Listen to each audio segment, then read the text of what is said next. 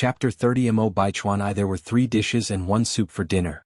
The first dish was a clear stir-fried pig kidney. Pig kidney contains micromineral elements like zinc, iron, copper and phosphorus, as well as vitamins and fats. This is a good dish to alleviate aging. The next dish was sautéed green beans with river prawns. Both the green beans and river prawns are high-protein foods that have a strong lactogenic effect, promoting healthy breast development. This is considered an excellent dish for breast enhancement. Anai Chingue ordered the sour fish dish. Aside from tasting good, sour fish had no other effects. Finally, there was a dish of stewed carp with kelp and pork feet, another breast enhancement dish. The main dish was chive porridge. As recorded in Compendium of Materia Medica, chive's porridge warms up the center and the lower body. Daytime Compendium of Materia Medica states, it helps stop diarrhea and bleeding, warms the waist and knees, eliminates cold obstructions in heart and chest, painful menstruation and abdominal pain.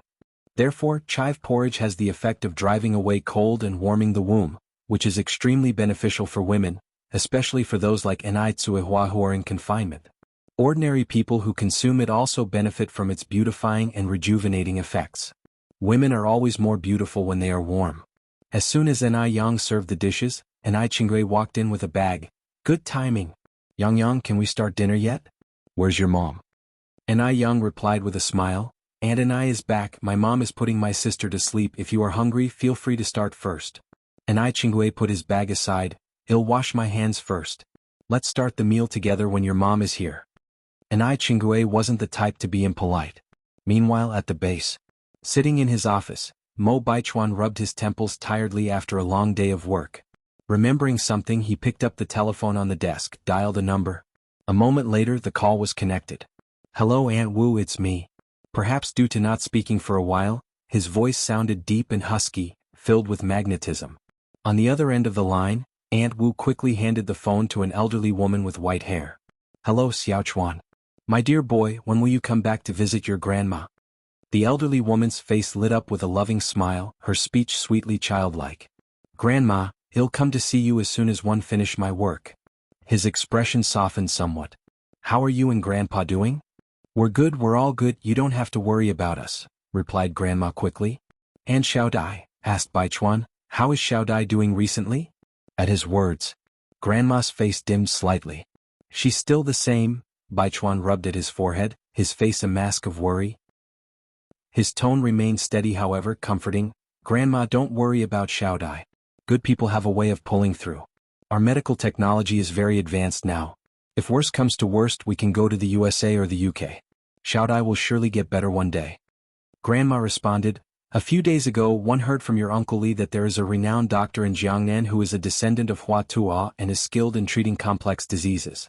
Grandpa has already sent for him, hoping he can cure Xiaodai's illness. If he's as good as they say he is, I'm sure he'll definitely be able to cure Xiaodai, Baichuan replied. Grandma, has any stranger visited our house lately? Possibly carrying a watch of mine? No, replied Grandma, frowning slightly. I've been at home all these days and haven't seen any strangers. Did you lose your watch? No? Are you sure?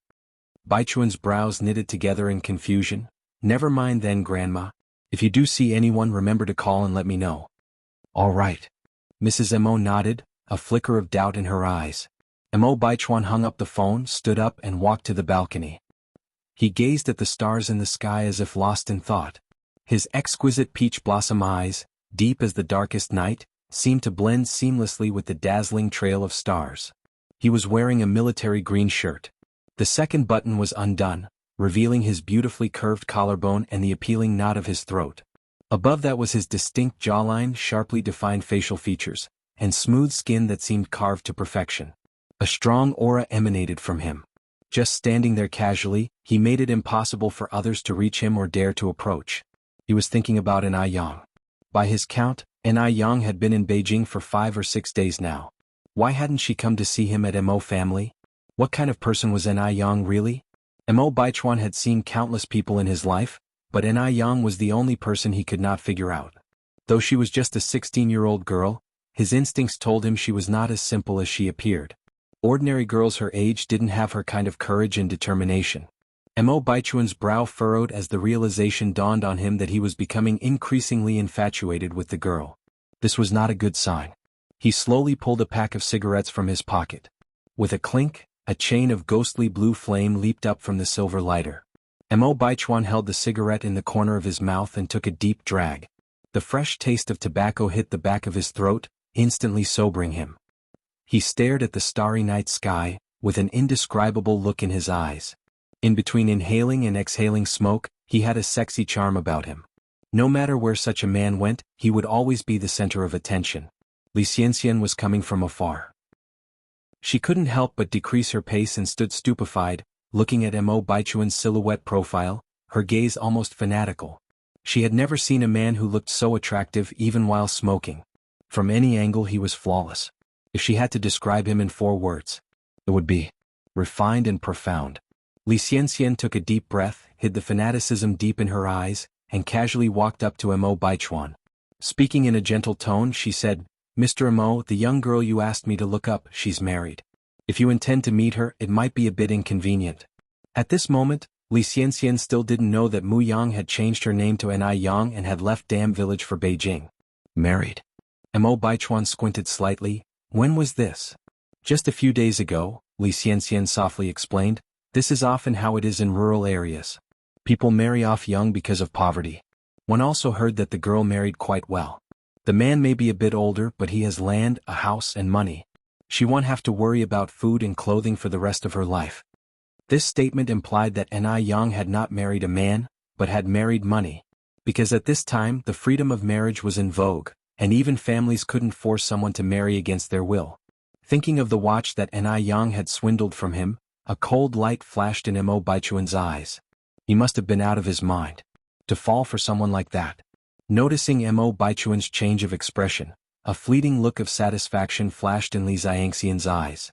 "Mr. Mo, even though it's summer, the nights can still be chilly. You should go inside and rest," Li Xianxian continued to say. Mo Baichuan flicked away the ash from his cigarette, his thin lips parted to issue a dismissal. "You may go first."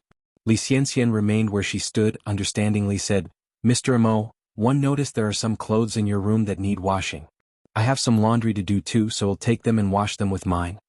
Despite the interrogative nature of her phrasing, she spoke in a declarative tone. Chapter 31 Rare Disease This era wasn't as liberal as the ones to come. However, for a woman to spontaneously offer to wash a man's clothing, the innuendo is evident.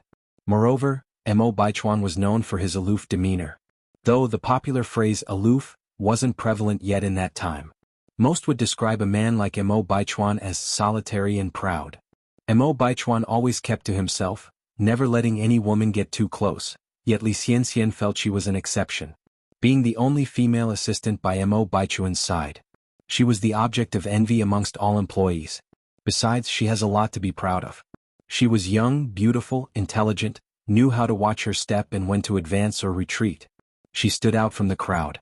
And she was personally chosen by the Mo family. Although they never explicitly said so, Li Xianxian saw herself as the future matriarch of the Mo family, and the prospective wife of Mo Baichuan. Furthermore, she was confident that Mo Baichuan held affections for her as well.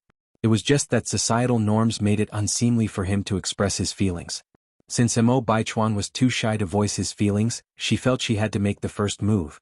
Frowning coolly, Mo Baichuan declined, "No need, you may return." He was only 26, still in his prime. But his family was in a hurry, fearing that he'd end up as a bachelor. Li Xianxian was foisted upon him by his father and grandfather under the guise of work. Outside of work, he never gave Li Xianxian any inappropriate signals. The perfect partner in his mind didn't have to be the prettiest but certainly had to be the one he loved. This brought to mind the word love. The face that emerged in his mind was distinctively fun yet gorgeous. Such a young girl already possessed qualities that could make men lose their senses. Unfortunately, she was already taken by an unknown older man. Reflecting on this, Mo Baichuan quickly shook himself out of his reverie. What was he doing, thinking of that young girl out of the blue? Upon hearing his words, instead of leaving, Li Xianxian moved a step closer to Mo Baichuan, her face slightly red, her voice flirtatious. "There's no need to be embarrassed, Mr. Mo. It's my job too." Mo Baichuan's face chilled even further and he took a step back. "Mississippi Li Xianxian, please respect yourself." "Mr. Mo." Li Xianxian drew out her words, attempting to pull on Mo Baichuan's sleeve. But Mo Baichuan didn't give her a chance. He quickly pulled away his arm, sternly warning, Li Xianxian, always remember your position. Should you overstep any boundaries, report to the logistics department tomorrow. Li Xianxian was recommended by his father and grandfather. If he sent her to logistics, it would be a slap to their faces, questioning their ability to judge character. Thus, Mo Baichuan couldn't make such a move yet. Upon hearing this, Li Xianxian looked at him in disbelief. How can this be? She thought she had seen a hint of disgust in Mo Baichuan's eyes. Mo Baichuan clearly liked her too. Could it be her imagination? However, this was the office after all, a very serious place. It probably wouldn't be suitable for Mo Baichuan, a man in a position of power, to openly express his feelings here. Therefore, Mo Baichuan must repress his feelings because he had to maintain his dignity. Thinking along these lines, Li Xianxian started to feel better. Looking at Mo Baichuan, she sincerely said, Mr. Mo, I understand my mistake. There won't be a next time. Over here. The Mo family. Old Lady Mo, filled with sorrow, was sitting in a very warmly decorated bedroom, where the air was thick with the smell of medicine. On the pink princess bed, lay a young girl barely 13 or 14. The girl's face was as white as snow, with her lips becoming paper white. Looking at old Lady Mo, she comforted wisely, Granny, don't worry, I don't feel any pain, really no pain. Despite her words of no pain, her voice was incredibly weak and feeble. Due to bedridden years, her body barely had any weight. Upon hearing this, old Lady Mo fought back her tears and smiled. Don't worry. Granny is not worried at all. Our Xiaodai will recover soon. This little sickness is nothing. MHM. Mo Hudi nodded, I will definitely get better. Although Mo Hudi was not very old, her mind was extremely mature. She knew that her days were numbered. In fact, it might be better to die quickly than to live. Every minute she lived now was filled with tormenting pain. It was unbearable. Yet, to prevent Granny from worrying, she never admitted the pain. The departure of her mother had already dealt a severe blow to Granny. She could not cause her grandmother to endure the pain of losing a loved one again. Therefore, she had been actively cooperating with the treatments, not letting go of any chance to survive. It had been 5 years lying in bed. She really tried hard to survive. But now she really couldn't hold on any longer. With the help of sleeping pills, Mo Hudi fell into an uneasy sleep. Even in her dreams, her brows frowned tightly.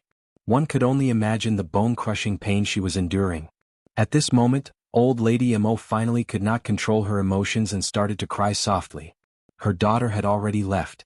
No matter what, she had to keep hold of the only bloodline left in the world by her daughter.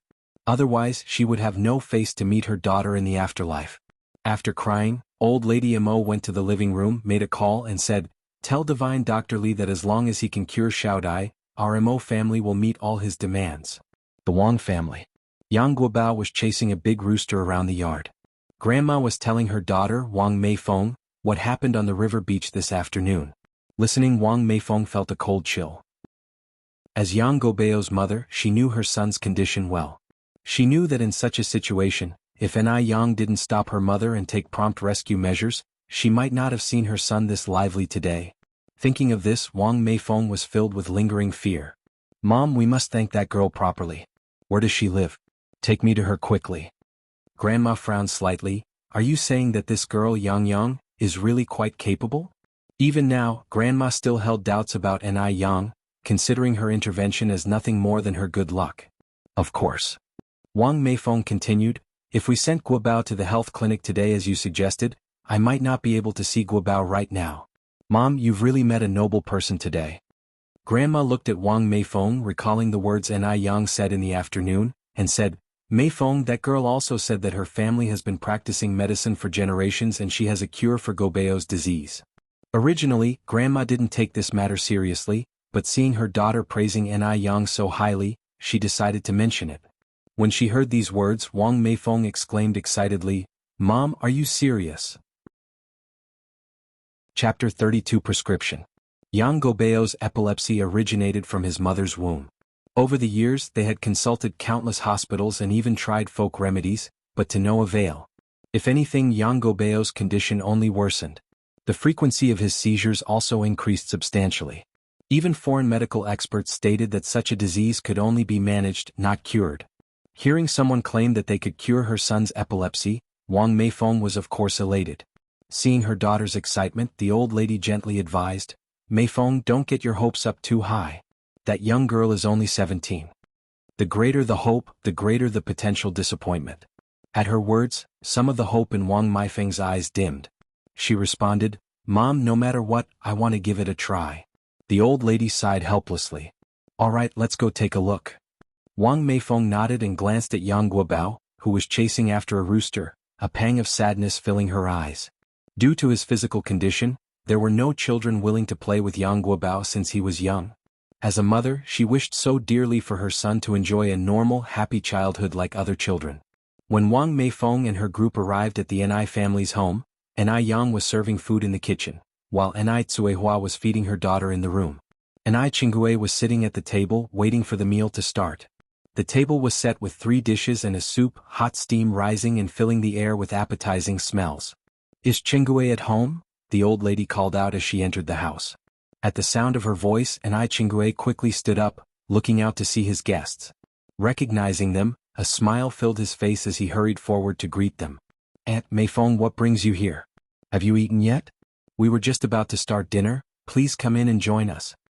Ni Qinggue had heard a bit about Wang Meifeng's situation. He didn't know the specifics, but he knew the Yang family had some influence in Beijing. Therefore, Ni Qinggue had always been very courteous to the Wang family. The old lady chuckled. Qinggue, no need for formalities. We've already eaten. By the way, is that girl called Yang Yang staying here with you? Yes, that's right. Ni Qinggue nodded. As he spotted Wang Meifeng holding Yang Guobao's hand, his face looked slightly uneasy. Lowering his voice, he asked, Did something happen? Did Yang Yang cause you any trouble? Seeing Ni Qinggue's misunderstanding, Wang Meifeng quickly clarified, No, not at all, sister-in-law. I'm here specifically to thank her. After that, she briefly explained the situation. Ni Qinggue let out a sigh of relief, laughing, One knew it. Yang Yang's a clever and capable girl, she wouldn't cause any trouble. She's inside, come in.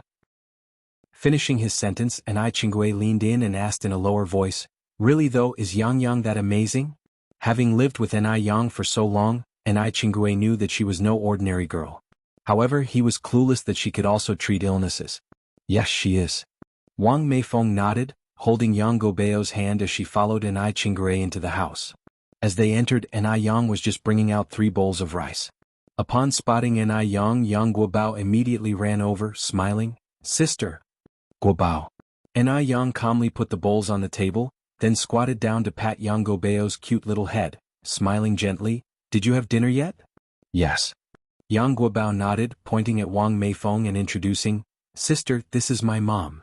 Wang Meifeng approached Ni Yang, smiling gently, Young comrade, hello. 1 a.m. Guobao's mother.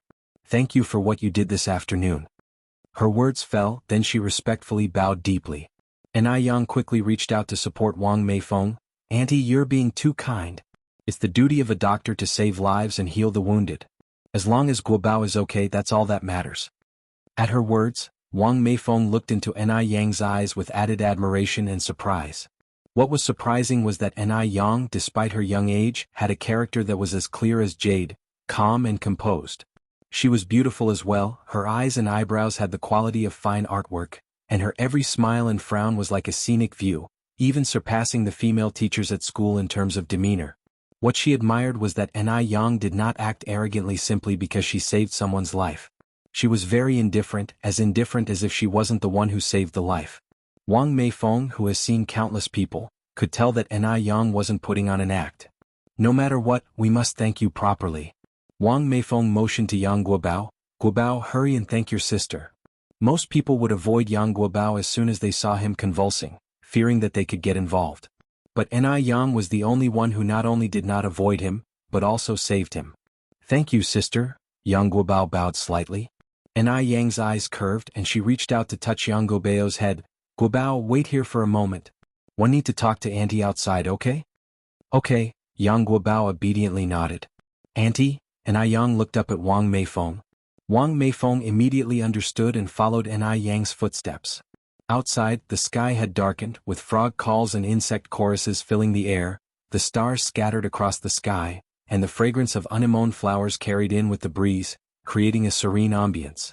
A few elderly people sit under the camphor tree, holding palm leaf fans and chatting while enjoying the cool breeze. The young children sat on small stools, listening attentively to the old people's tales of the past.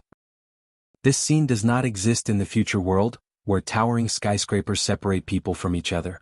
Even neighbors who live next door might not speak to each other despite living in such close proximity for more than a decade. They might even be strangers. The saying "better a close neighbor than a distant cousin" is also gradually becoming obsolete. Ai Yang brushed her frontal hair away and looked at Wang Meifeng standing opposite her. "Auntie, since you came here, it means that you believe in me?" As she spoke, Ai Yang handed the piece of white paper in her hand to Wang Meifeng before continuing. "This is the anti-epilepsy prescription handed down by my ancestors. Follow the instructions on this prescription. Simmer the herbs on low heat for 3 hours, reduce the mixture from 3 bowls to 1 bowl, and take this consecutively for 3 months. Gobeo's epilepsy will be cured." From the viewpoint of traditional medicine, there is no possibility to completely cure epilepsy. But Ai Yang was different. After all, she was back from the 21st century. In her previous life, she may have been a businesswoman, but she had also devoted half her life to studying medicine. Epilepsy was not a difficult and complicated disease in her eyes. It could be cured. Wang Meifeng took the prescription with both hands, gratefully saying, "Young comrade, thank you, thank you." At this moment, Wang Meifeng was so moved that she didn't know what else to say. Although she did not know if this prescription would be effective for her son's illness. But at least Ai Yang had given her a glimmer of hope. As long as there was even a slightest chance, she would not give up. All the doctors could only shake their heads helplessly when faced with Yang Gobeo's illness. Only Ai Yang claimed that it could be cured. "Don't thank me yet," Ai Yang smiled slightly before continuing. "Wait until Guobao is cured, then it won't be too late to bring him to thank me. But you must accept this money." Wang Meifeng stuffed the prepared money into Ai Yang's hand. She was in a hurry and hadn't brought any gifts. Moreover, in this era, there was nothing more practical than giving money as a Chapter 33 Long-Term Development. Wang Meifeng handed over the money, which Ai Yang couldn't refuse, so she accepted it. "Aunt, then I want stand on ceremony with you." "There's no need for ceremony, young comrade. This money is what you deserve," Wang Meifeng said with a smile. For her, her son's life was more important than anything else. What's the significance of this money? Wang Meifeng was really fond of Ai Yang. This young lady was delicate in her thinking, even considering to avoid discussing these matters in front of the child. Ai Yang faintly smiled. "Aunt, since you said not to stand on ceremony, you can just call me Yang Yang." "All right, Yang Yang," Wang Meifeng cheerfully agreed. When she returned to the room, Ai Tsuehua had already come out of her room and was chatting with the old lady and Ai Chingui. Yang Guobao sat quietly at one side, as demure as a young girl. Ai Yang took the initiative to introduce, "Mom, this is Aunt Yang, Gobeo's mom." Ai Tsuehua looked somewhat discombobulated at Wang Meifeng. "Hello. You?" Wang Meifeng was well educated and her husband's family was also very affluent, hence she was dressed neatly and was elegant. She was obviously not an ordinary person. Born and raised in a rural area, Ai Tsuehua felt somewhat inferior when seeing Wang Meifeng. Wang Meifeng grasped Ai Kuihua's hand warmly. "Sister, you are really blessed to have such an outstanding daughter." Ai Tsuehua relaxed a bit and laughed. "My Yang Yang has been sensible since she was a child." After a while of chatting, Wang Meifeng and the others left the NIS house. Ai Chingui stared at Ai Yang with disbelief. "Yang Yang, I never thought you would have such skills, even medicine." Ai Tsuehua blinked in confusion but didn't speak up. She remembered that her daughter didn't know medicine, and the Mu family wasn't a family of doctors. Ai Yang laughed and said, "Aunt Chingui, it's not as exaggerated as you think. It's just a minor skill.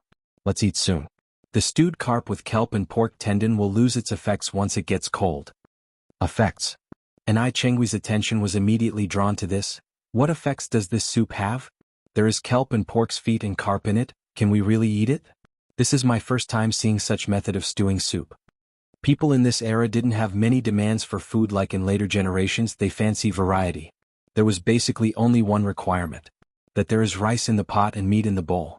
Ai Yang served Ai Chingui a bowl of soup. "It has a beautifying and nourishing effect and it tastes great too, try it." After saying this, she served Ai Tsuehua a bowl of soup and finally one for herself. All women loved beauty. Upon hearing that the soup had beauty and wellness benefits, Ai Chingui immediately took a big gulp, then expressed with sincerity, "Yang Yang, your cooking skills are amazing. This soup tastes so good." The soup was stewed until it was thick and the color turned into a rich milky white. It combined the freshness of the fish and the gelatinous texture of the pig's feet, and the kelp subtly balanced out the greasiness from these two ingredients. The soup tasted amazingly delicious and was hard to resist. And I Chingue never knew that apart from sour fish, there were other delicious foods in the world. Try this as well. And I Yang used the serving chopsticks to serve and I Chingue some fried shrimp with green peas. Mom, you should eat more of this dish. All 3 dishes and 1 soup on the table, including the main course leek porridge, were meticulously researched and created by Ni Yang, which greatly beneficial to the human body. In addition to being delicious, these dishes also had beauty and wellness benefits. The culture of traditional Chinese medicine is profound. Beauty comes from a substantial diet. In this life, Ni Yang was not going to shortchange herself, neither externally nor internally. After eating and prepping the pickled cabbage fish soup and the noodles for the next day, Ni Yang went to bed. She slept soundly, deeply and peacefully that night. Since leaving the big village, everything has been moving in a positive direction. At 3:30 in the morning the next day, Ni Yang got up. At this time it was still dark out. The stars were brilliant in the sky. After Ni Yang had prepared everything and cooked breakfast, she set off on her bicycle. Although it was early, there were already farmers in the fields reaping the harvest. In June it was still hot, everyone was trying to get more work done before the sun came out. At noon, when the sun was at its hottest, they could take a little nap. When she arrived at Food Street it was just after 5 o'clock. At this time, several people were already waiting at the spot where Ni Yang had set up her stall yesterday. They had all come specifically to eat her pickled fish noodles. The noodles were not only cheap, but they were also incredibly satisfying. The tart and refreshing taste was irresistible. "Young comrade, you're finally here, we've been waiting for a long time," said a middle-aged man wearing glasses. Ni Yang raised her eyes with a grin. "Uncle, I normally arrive around 5:30. You don't have to come so early." In the meantime, Ni Yang quickly set up the stove, fetched tables and chairs from the nearby hardware store, arranged them swiftly, and then invited the customers to sit down. In no time all 5 tables were filled and there were still many people standing. Despite being a young girl, Ni Yang was quick and efficient. It wasn't long before she had cooked the first batch of noodles. Creamy noodles were scooped into bowls, smothered with spicy and sour pickled cabbage fish soup, sprinkled with spring onions, cilantro and garlic, alongside a touch of secret chili paste. The taste was beyond compare. Even before the noodles were served, several diners had started to salivate.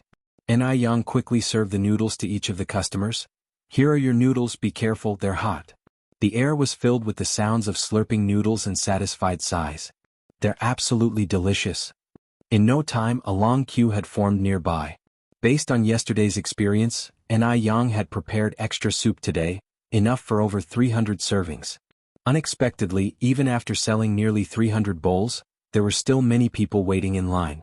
Ni Yang could only say, "I'm sorry, I only have about 20 bowls of noodle soup left, there's no need for everyone to keep queuing. For those who missed out, don't worry, come here and take a coupon. Tomorrow you can use it to get 3 pennies off per bowl." At her words, the previously disgruntled customers perked up, crowding around Ni Yang and asking for coupons. The coupons were something Ni Yang had hastily put together last night. They weren't particularly fancy, but neither were they crude. This was also a way to promote her business. In her previous life, Ni Yang was a famous entrepreneur. She knew the unwritten rules of business and she suspected that within half a month, others would certainly attempt to replicate her pickled fish noodles. Whether or not they taste good is one thing, winning the hearts of the people is what really matters. After selling the 300 bowls of noodles, Ni Yang had made 106 yuan. The noodles had cost her 6 yuan, the fish 2 yuan, and the pickled vegetables were worth even less. In other words, she had made nearly 100 yuan in profit that morning. For the ordinary person they might be overjoyed to earn so much, but Ni Yang was no stranger to big businesses. She didn't have high expectations for the 100 yuan. Her sights were set much further. Now that the noodle business was going well, it was definitely time to consider its long-term development. Always running a street stall wasn't ideal, so Ni Yang planned to rent a storefront in a prime location at the market, apply for a permit, and become a legitimate business owner. While Ni Yang was moving the tables and chairs back into the adjacent shop, she was thinking about this issue. "Yang, how was your business today? Did you sell out again?" The voice of the shop owner sounded next to her. Chapter 34. A little girl who sells noodles. Ni Yang was setting up the tables and chairs as she said, Uncle Lee, surely you aren't a fortune teller, your predictions are so accurate. The shop owner thought Yang was bluffing again and replied, Yang, there's no need for a girl to work so hard, you know. One advise you once again, read more books. Before the shop owner finished his sentence, a scholarly-looking young man walked out from inside the store saying, Dad, have you seen the new pen I just bought? Only after he finished speaking, the young man noticed Yang arranging the chairs and tables. Yang was facing away from him, and all he could see was her delicate silhouette. There were many customers coming and going every day, and the young man didn't pay any special attention to Yang. However, after hearing his father's words, he felt a bit curious about this girl. She didn't seem very old. Had she already dropped out of school? As his father said, what future could there be without an education? Your new pen. The shop owner frowned slightly. Let me go and find it for you. The son was 19 years old. His name was Li Wei. He is currently in his senior year of high school. His grades are excellent. He is a leader in his class, handsome, doesn't give his parents any cause for worry. Therefore, the shop owner dotes on his son and caters to his every need. At this moment, Yang had finished arranging the chairs and tables. She smiled and looked back saying, Uncle Lee, I've arranged the tables, I'll go back now. Her pair of clear peach blossom-like eyes collided with the young man's gaze. In that instant, ripples stirred his heart. Li Wei didn't expect that the ordinary dressed girl in front of him would in fact have such an astounding beauty. She was truly a beauty that could overturn a nation. He had never seen someone so beautiful. Beauty is admired no matter what era it exists in. As Li Wei gazed at her, he was in a stunned silence for a moment before he managed to regain his composure. By this time, Yang had already ridden away on her bicycle. Dad, who was that just now? The young man walked into the house and asked. The shop owner, Li Dongliang, while busy searching for his beloved son's pen, responded casually, Oh, she's just a little girl who sells noodles. I believe her name is Yang. The little girl is young but quite vain. Xiaowei, we must be down to earth in life, study hard and secure a good future. Unlike that girl Yang who has thrown herself into society at such a young age, can't even read properly, who knows what will become of her in the future. Her family should have guided her better. It's a pity to let such a good seedling go to waste. Li Dongliang's voice was full of regret. Li Wei frowned slightly, a flicker of doubt in his eyes. He thought that Yang seemed to be a person with a story, not as despicable as his father had described. Yang. Although he didn't know which characters made up her name, he instinctively imagined the character Ni from the phrase King Mingxian Nise, and Yen from Fu Yen Niao Niao. Li Wei wanted to say more, but just then Li Dongliang found the silver hero pen in a corner. Xiaowei, I found your pen, now go to school quickly. Li Dongliang handed the pen to Li Wei. At this time, a hero pen cost 20 yuan. With 20 yuan you could buy almost 10 pounds of pork. Ordinary families wouldn't dare to make such a purchase, which showed how much Li Wei was favored at home. He was truly the pride of his parents. Upon receiving the pen, Li Wei suppressed his curiosity, put on his school bag, glanced at the neatly arranged tables and chairs and said, Then I'm off to school. Go ahead, Li Dongliang smiled with satisfaction. He'll pick you up after your night classes. Alright, goodbye Dad, Li Wei nodded. Just as Li Wei stepped out of the shop, a woman rushed out from behind him. Xiaowei, wait. You forgot your milk. Thanks Mom, Li Wei smiled as he took the bottle of milk. This heartwarming scene was witnessed by a young girl standing not far away. A look of envy passed in her eyes, then she calmly walked towards Li Wei. Class President, you seem to have arrived a few minutes late today. Li Wei lifted his milk bottle with a sunny smile on his face. Bad memory, I forgot to grab my milk. This bright smile almost stunned the young girl. Not to mention that Li Wei seemed like a handsome young man who had stepped out of a movie. His academic performance was also excellent. Most importantly, his family was well off. People couldn't help but want to get close to such a man regardless of where he went. Yang rode her bike along the busy street. The breeze blew and her dark hair danced in the air, creating a perfect arc. Li Wei was crossing the street in the opposite direction, holding his milk. In a fleeting glance, he saw the gorgeous face hidden beneath her flowing hair. He paused involuntarily, halting his steps and staring in her direction. The girl beside him noticed his behavior and curiously looked in the same direction, her voice full of confusion. Class President, what are you looking at? Li Wei recovered his gaze in an unhurried manner. Nothing much, we should hurry. It is almost time for school. The girl furrowed her brows in bewilderment but did not question further, falling in step with the young man as they headed in the direction of their school. With her mind set on expanding her business, and Yang investigated the rental prices of the shops along her way. A decent location was roughly 150 yuan a month, while subpar ones ranged from 80 to 100 yuan. Moreover, such rental agreements either required a lump sum payment for 3 years in advance or buying the property outright. Now that she had added the money lent by Wang Meifeng last night, she only had a total of 950 yuan. If she rented a shop for 150 yuan a month, she would need to pay a lump sum of 5,400 yuan. Even if she rented in a less ideal location, it would still cost 2,880 yuan. She fell far short of these amounts. As Yang, once rich in her previous life, she felt the helplessness of poverty for the first time since her rebirth. Yang pushed her bike, contemplating in her mind, wondering how to make money quickly. If she wanted to earn more money, she had to sell more pickled fish noodles. Although her pickled vegetable noodles were tasty and business was good, there would soon be imitators. Their prices could even be lower than 30 yuan for a bowl. The market was ruthlessly competitive. Therefore, she had to come up with her own unique recipe that couldn't be replicated. She aimed to achieve what was once said in the future. Always copied, never surpassed. Only this way she could have a continuous stream of customers. Yang came to the vegetable market with her bicycle. First, she bought several pickles, then over 60 pounds of cabbage, 10 pounds of onions, garlic and cilantro, along with some Sichuan pepper and other spices. Since she bought so much, the shop owner generously gave her some other vegetables for free. After buying the vegetables, Yang bought 10 fish. This time she bought all bighead carp. The 10 fish weighed over 40 pounds and only cost her 3 yuan. Since she had to buy so many things, Yang didn't return home until the afternoon. Tsuehua was lulling the child to sleep in the house. Seeing Yang return, she didn't care if Yun was sleeping or not and immediately handed her over. Yang, why did you only come back now? I was really worried. Usually, Yang would always return home around 11 o'clock. Yang took her younger sister from her arms, gently stroking the girl's cheek with a smile on her face. I got held up at the market. You shouldn't worry about me. I'm not a child anymore. Let me hold Yun. You should go eat. After eating, go have a good sleep. They'll wake you up when it gets dark. Tsuehua truly cared for her daughter. Yang always stayed up late for work and woke up so early every day. Chapter 35. Who gave you this recipe?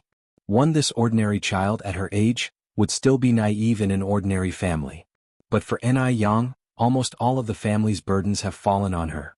Every time she thought of the hardship endured by Yang, Tsuehua was overwhelmed with shame. Was it because she had been so incompetent as a mother?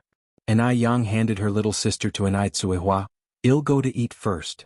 Yang came to the dining room, hurriedly ate a few bites, left her chopsticks and went to the courtyard to unload the goods from the bicycle.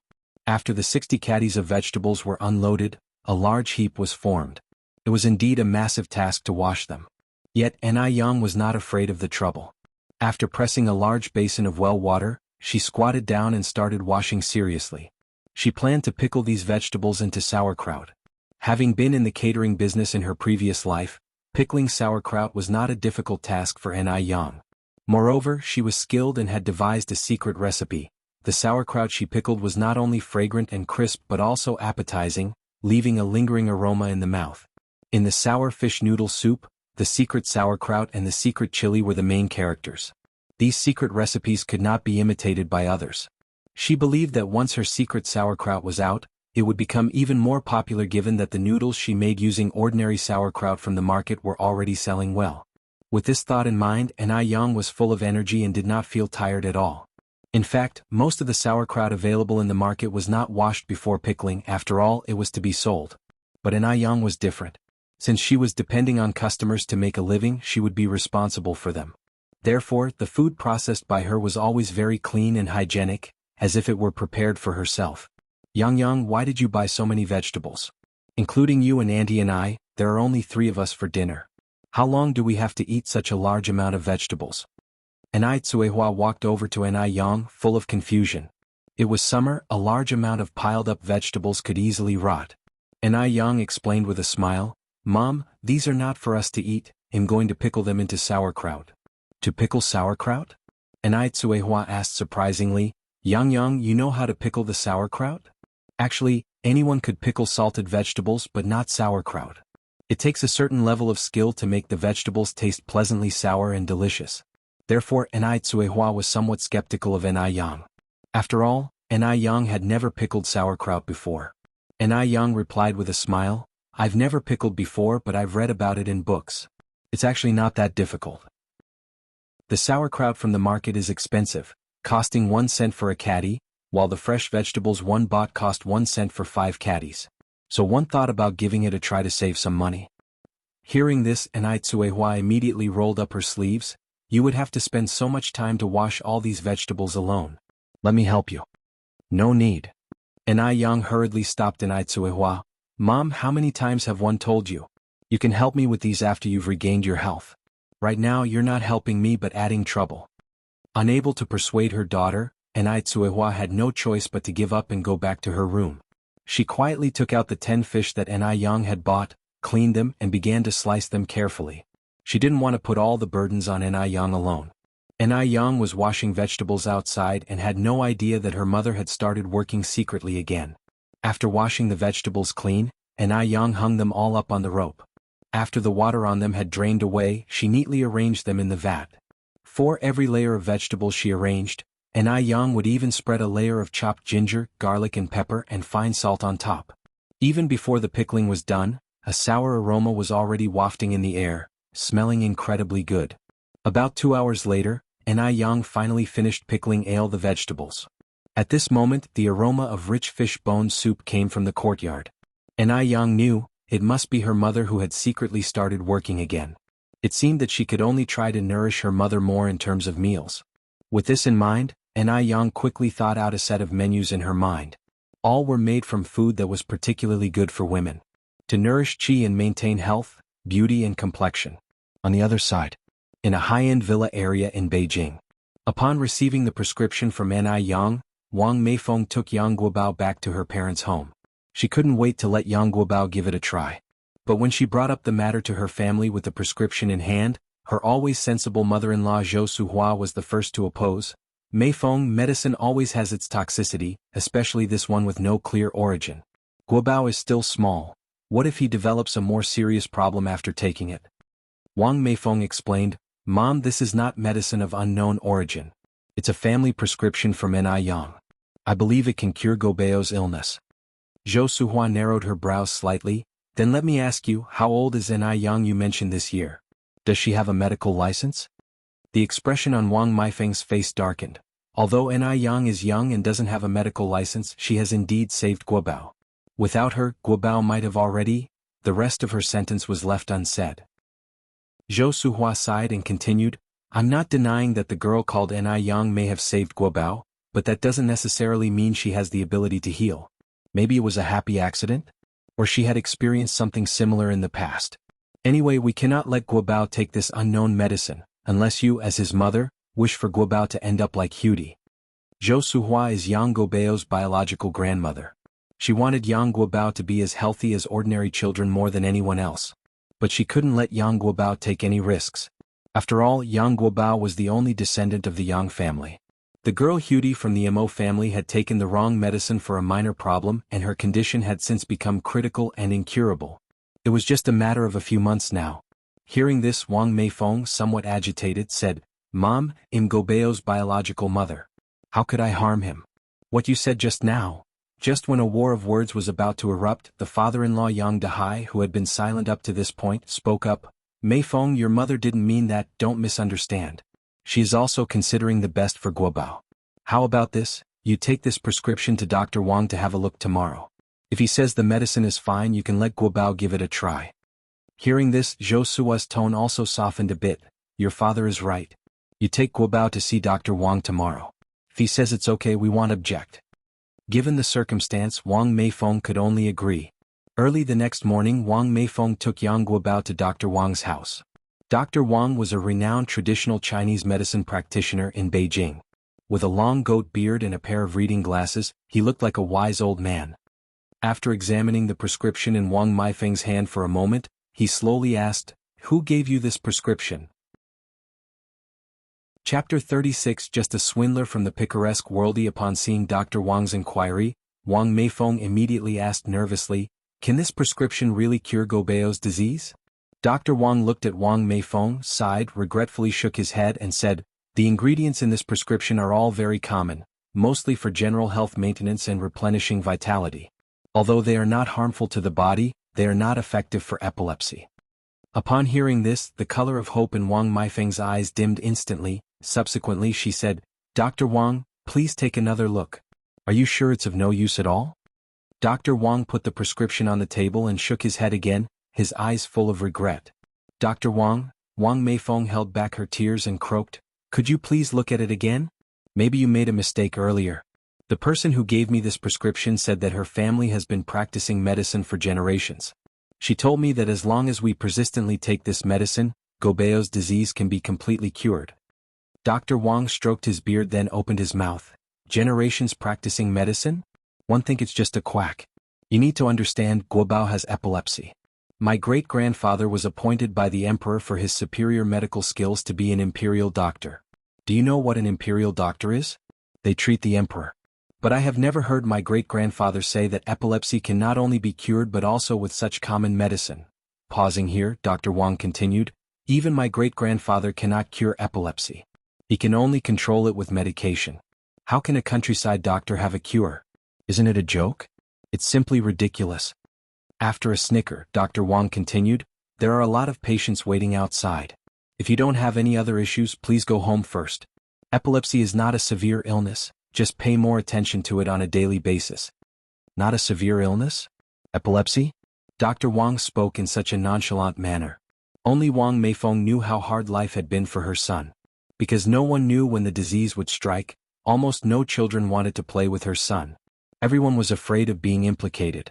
Moreover, once the epilepsy attacks, it's terrifying with froth coming out from the mouth and limbs twitching. If not handled properly, one may lose their life, and no schools were willing to admit such students. She never dared to let Yang Guobao go out alone. Wang Meifeng took a deep breath. "Okay, I understand. Thank you, Dr. Wang." She turned around and began walking towards the door. As soon as she left the consultation room, patients who had been waiting in line pushed the door and went in. Yang Guobao was obediently waiting for Wang Meifeng in the courtyard. Although many patients were clearly waiting outside the clinic, Yang Guobao's small figure looked terribly lonely, as if he was cut off from the world. Wang Meifeng adjusted her emotions, smiled, and walked over to Yang Guobao. "Guobao, are you hungry? Mom will take you to breakfast." "Mom," Yang Guobao looked up at Wang Meifeng, his innocent eyes dark and deep. "Did Grandpa Wang say that my disease is incurable?" His voice was very calm, as serene as if they are discussing the weather. Wang Meifeng didn't expect Yang Guobao to say something like that. She was first stunned, then laughed. "Silly kid, what are you talking about? You're not sick. You're healthy." When an epilepsy attack occurs, the sufferer falls into a brief unconscious state, so the Yang family has always been concealing it from Yang Guobao. But while she could keep herself quiet, she could not keep others from talking. There has been much gossip outside. Although Yang Guobao is young, he is as clear-minded as a mirror.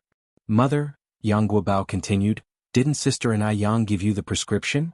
Don't you believe Sister and I Yang?" For a moment, Wang Meifeng didn't know how to respond to Yang Guobao. By now, if she still believes in Nai Yang, what would that be other than self-deception? After all, Dr. Wang is a famed physician. Nai Yang, on the other hand, is just a young girl. "Guobao," Wang Meifeng squatted down, supporting Yang Guobao's shoulder, gazing at him and saying gently, "It's not that Mom does not believe in Sister Nai Yang, but Sister Nai Yang's prescription is of no use to you. Trust your mother, Mom will definitely make you better, even if it means traveling to the ends of the earth." By now, Wang Meifeng did not want to continue lying to her child. Yang Guobao just looked at Wang Meifeng, his round eyes slightly reddening. He croaked, "Mom, one want to be like normal children. One believe in Sister Nai Yang." This was the first time Yang Guobao spoke so directly to Wang Meifeng. Their words were simple and sincere, but they come from deep within their hearts. Wang Meifeng couldn't control her emotions. Tears streamed down her face instantly. She hugged Yang Guobao tightly, choked with sobs. "Guobao, I'm sorry. It's my fault. I'm incapable of giving you a healthy body."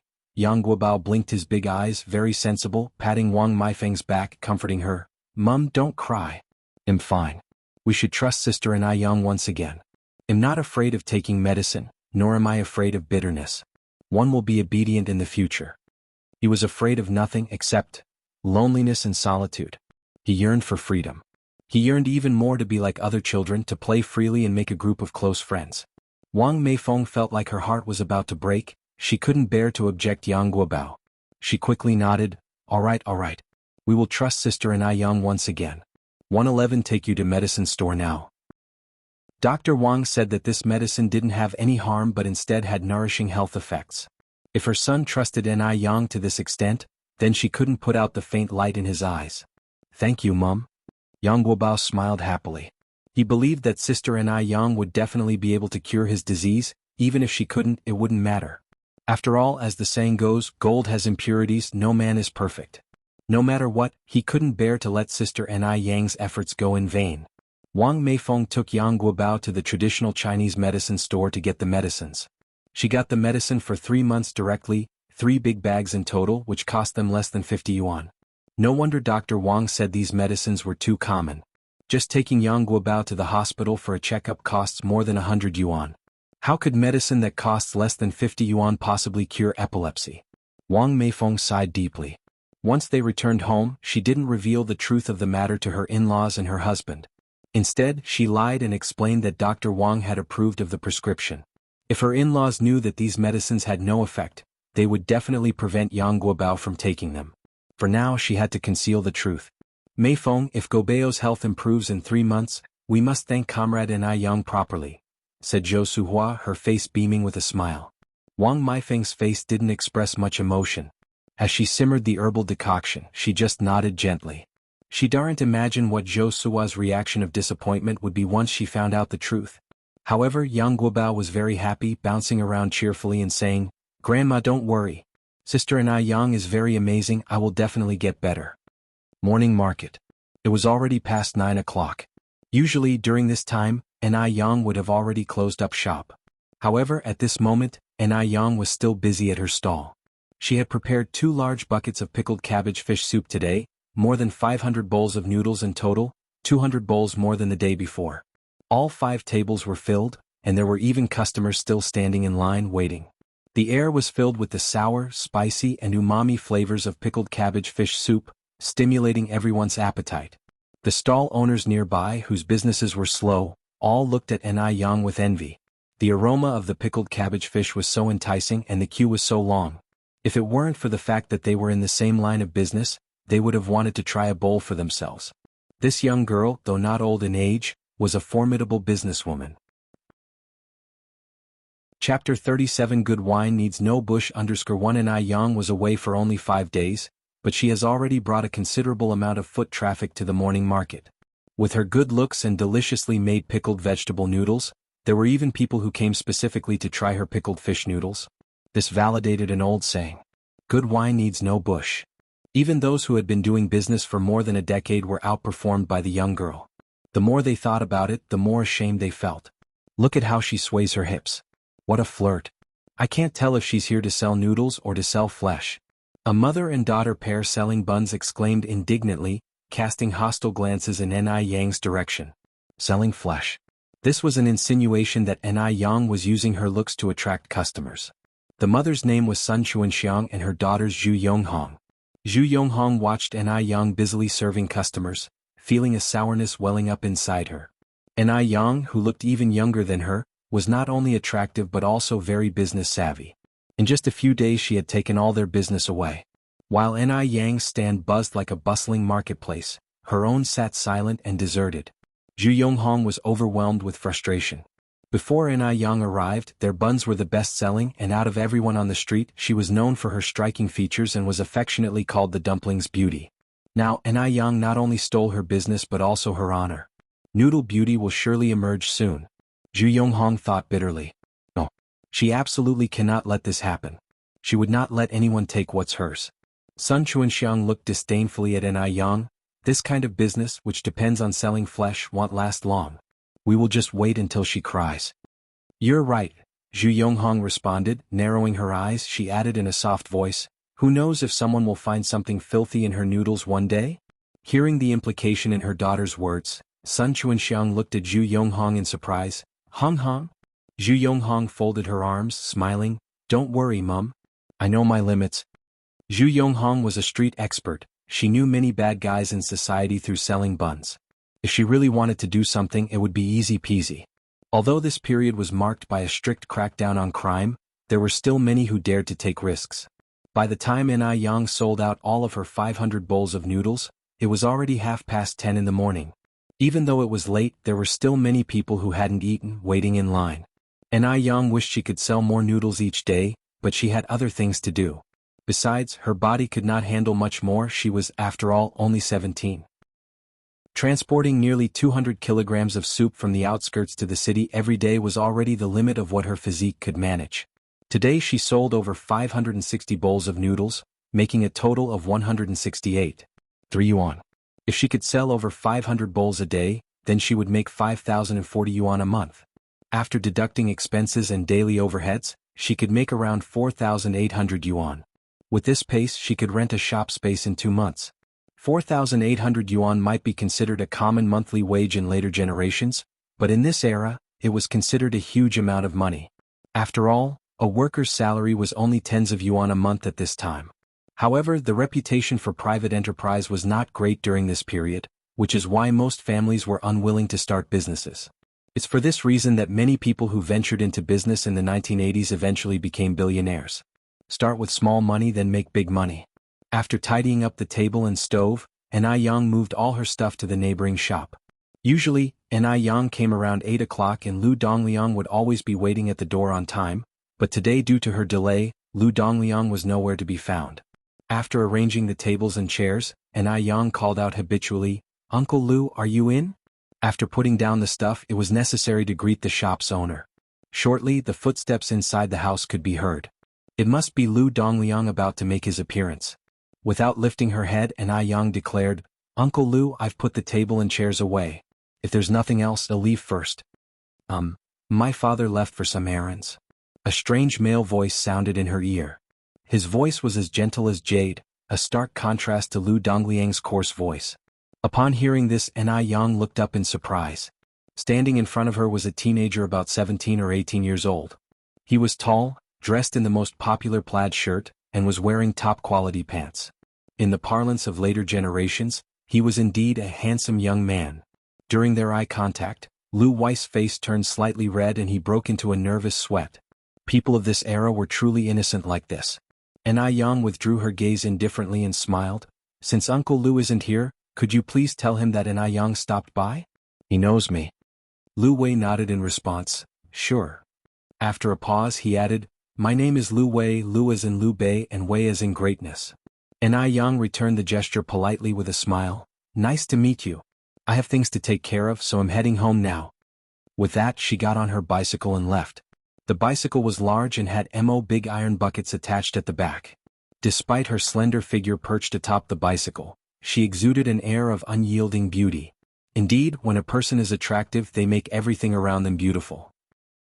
Watching Na Yang's figure gradually disappear into the distance, Lu Wei let out a huge sigh of relief. It was strange. He had never been so nervous in the presence of a young girl. Even the belle of his class seemed ordinary to him, but Na Yang was different. This girl, whom he had only met twice, had left a deep impression on his heart. Unfortunately, she had already dropped out of school. In the future he was going to university to do great things. A girl who didn't even graduate from junior high school was no different from an illiterate. He couldn't possibly introduce such a girl to others. Remembering this, Lu Wei jolted back to reality, mentally slapping himself. What was he thinking? Today, Na Yang bought another 60 kilograms of vegetables and 20 fish.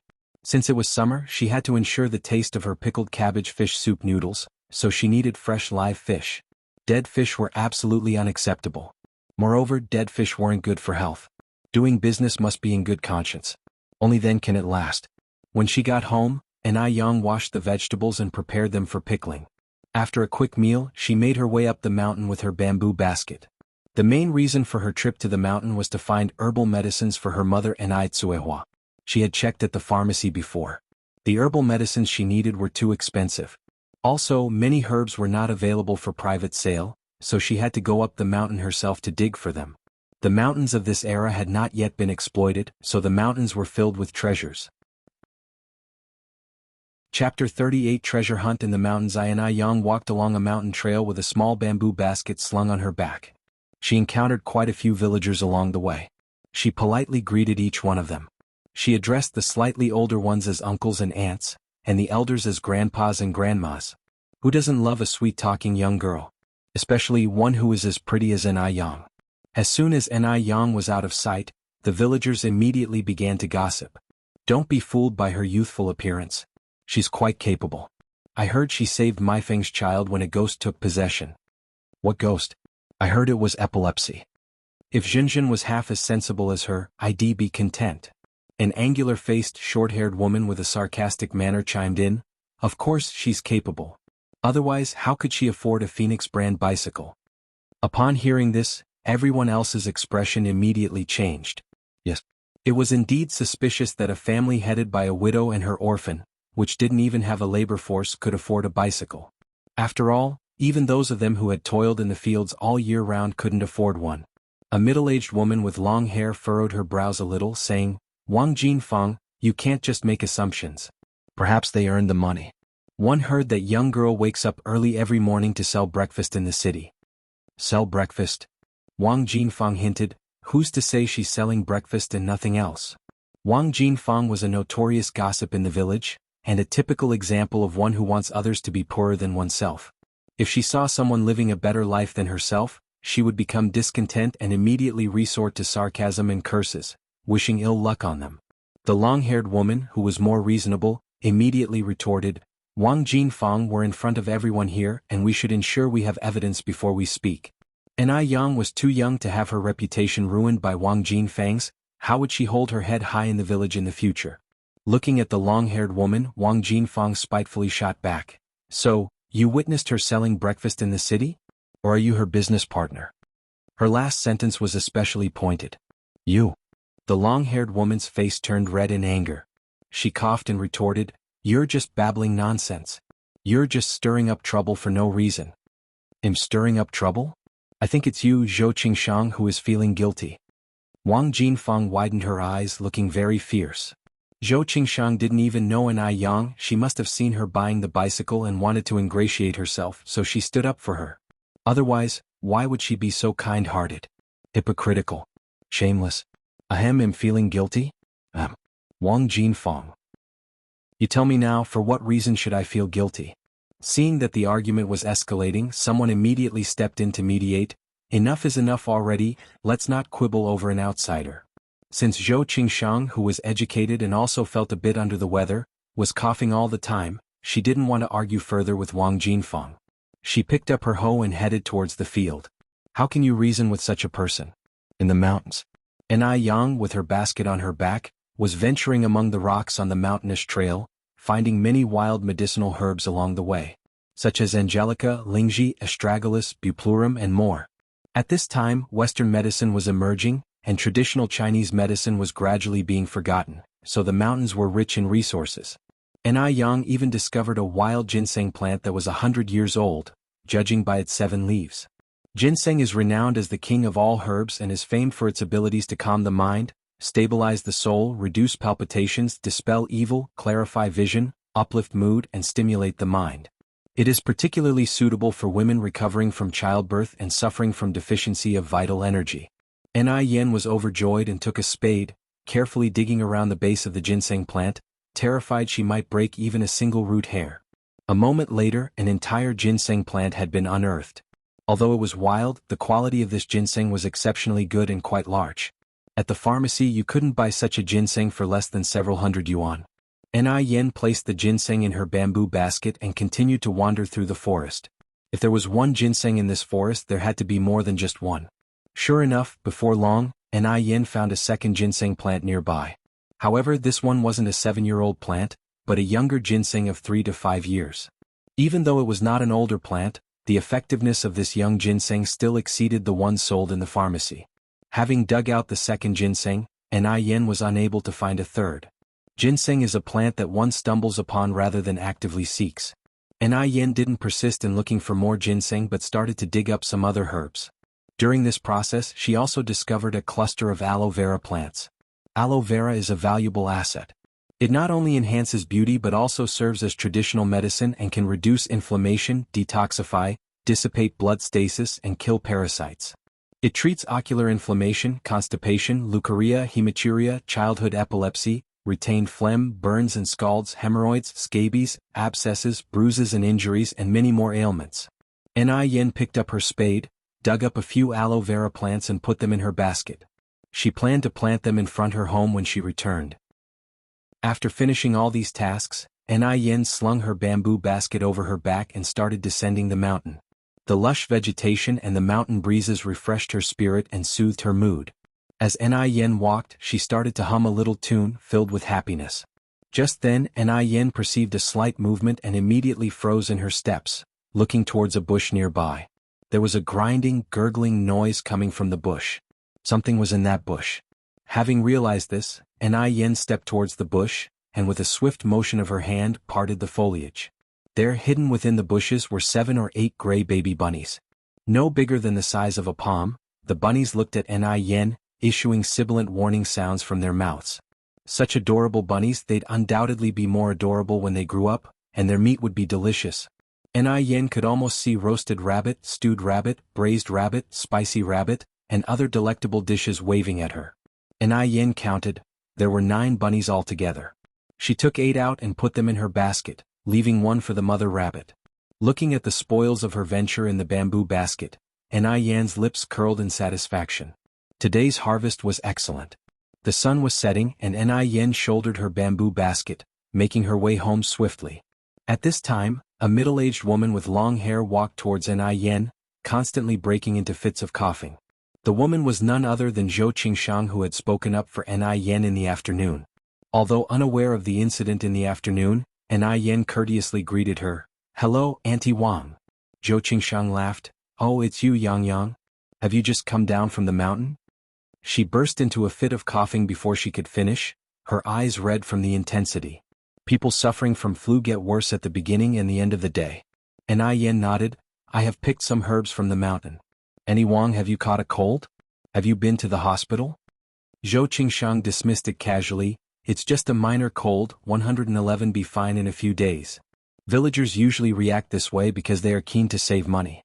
They endure both major and minor illnesses on their own, only opting for a hospital visit when absolutely necessary. Many have even turned minor illnesses into major ones, eventually leading to fatalities. A cold is not a trivial matter.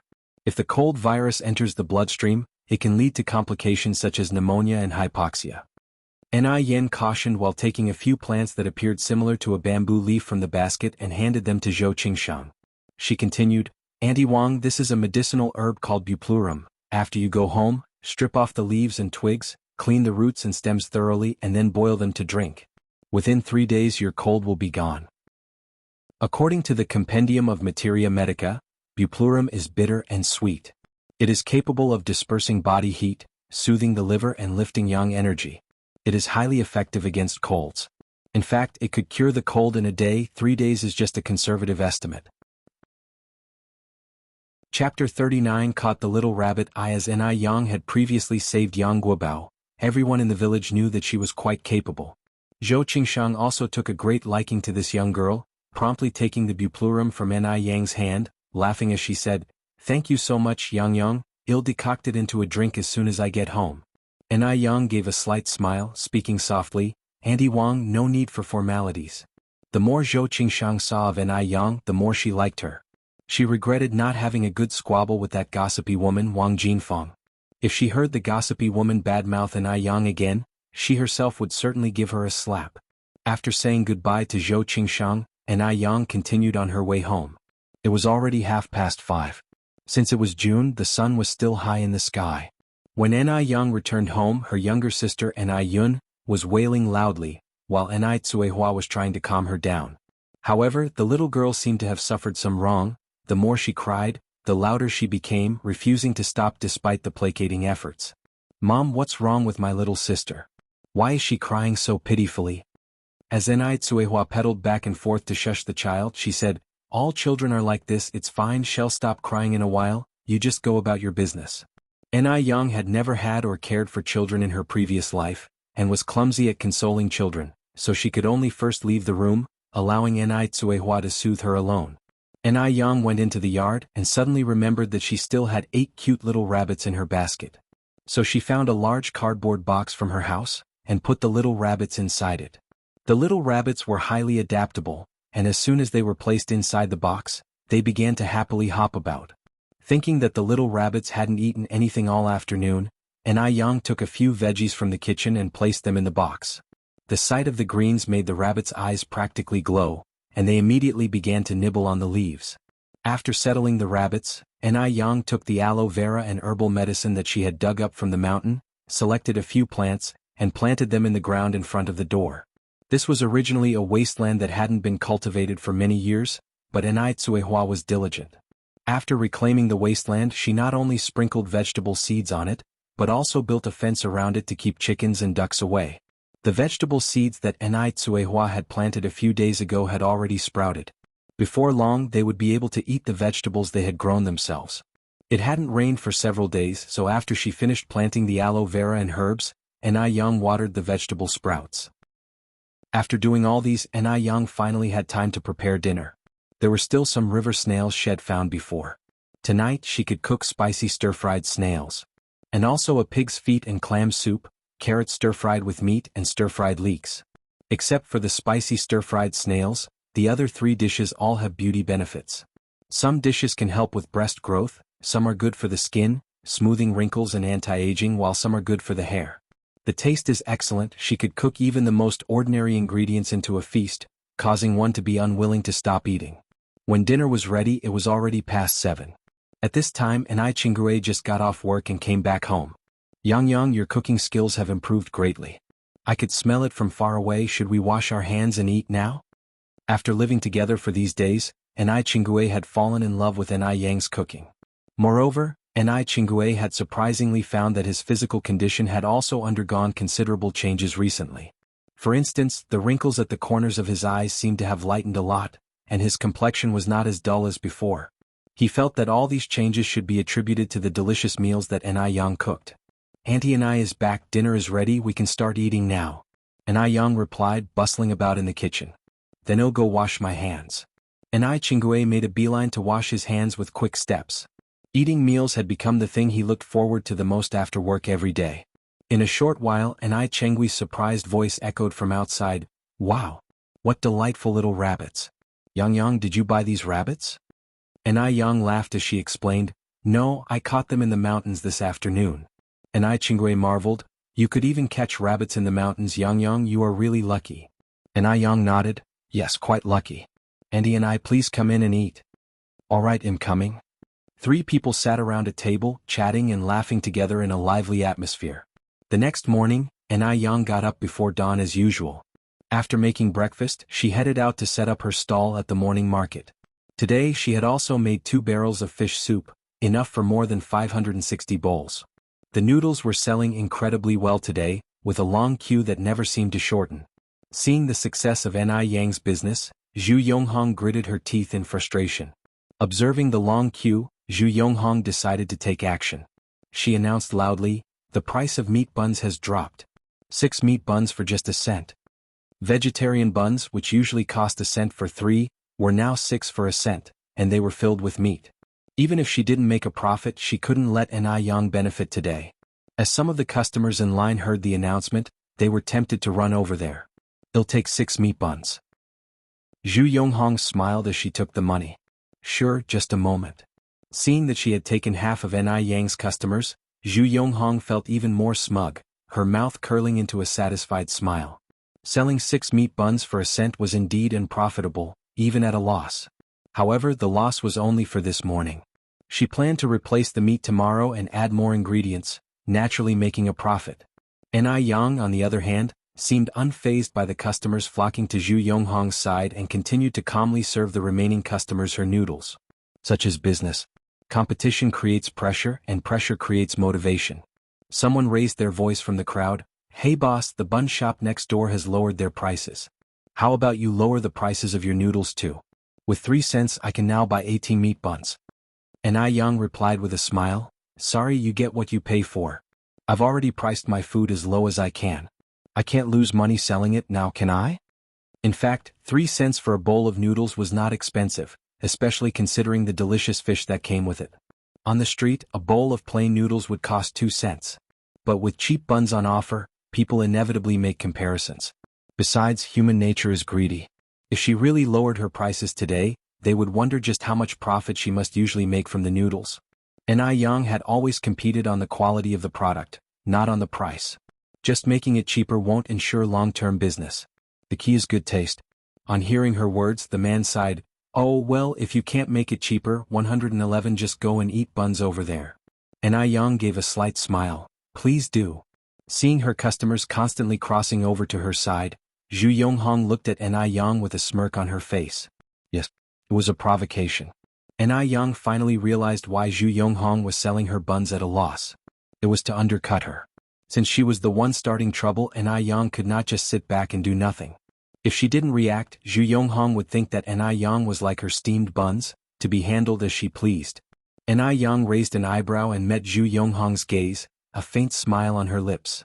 Although her smile was slight, Zhu Yonghong couldn't help but feel a chill. She quickly averted her gaze. She never expected Ni Yang to fight back so openly.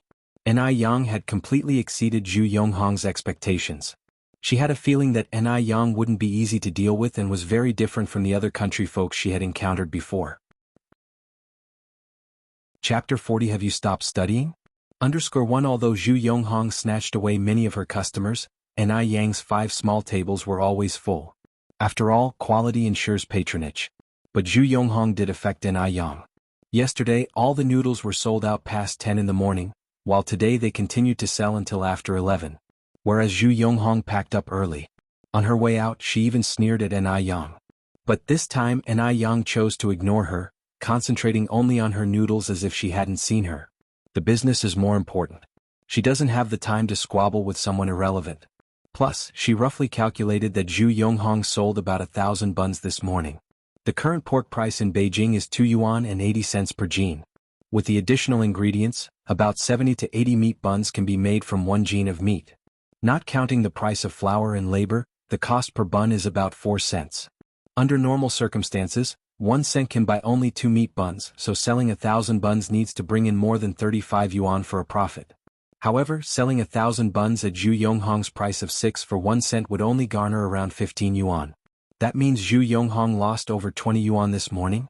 The reason Zhu Yonghong can still smile is that she hasn't done the math yet and doesn't realize how much she has lost. One guess she won't be able to smile when she gets home. Ni Yang had just finished setting up the tables and chairs when she heard a gentle male voice above her. Ni Yang looked up in confusion. The speaker was none other than the sunny young man Lu Wei. "Is anything wrong?" Ni Yang asked politely. Ni Yang was standing against the light, with people passing by and towering plane trees behind her. Bright sunlight scattered through the leaves, bathing her jade-like face in light. Lu Wei felt his heart was about to jump out.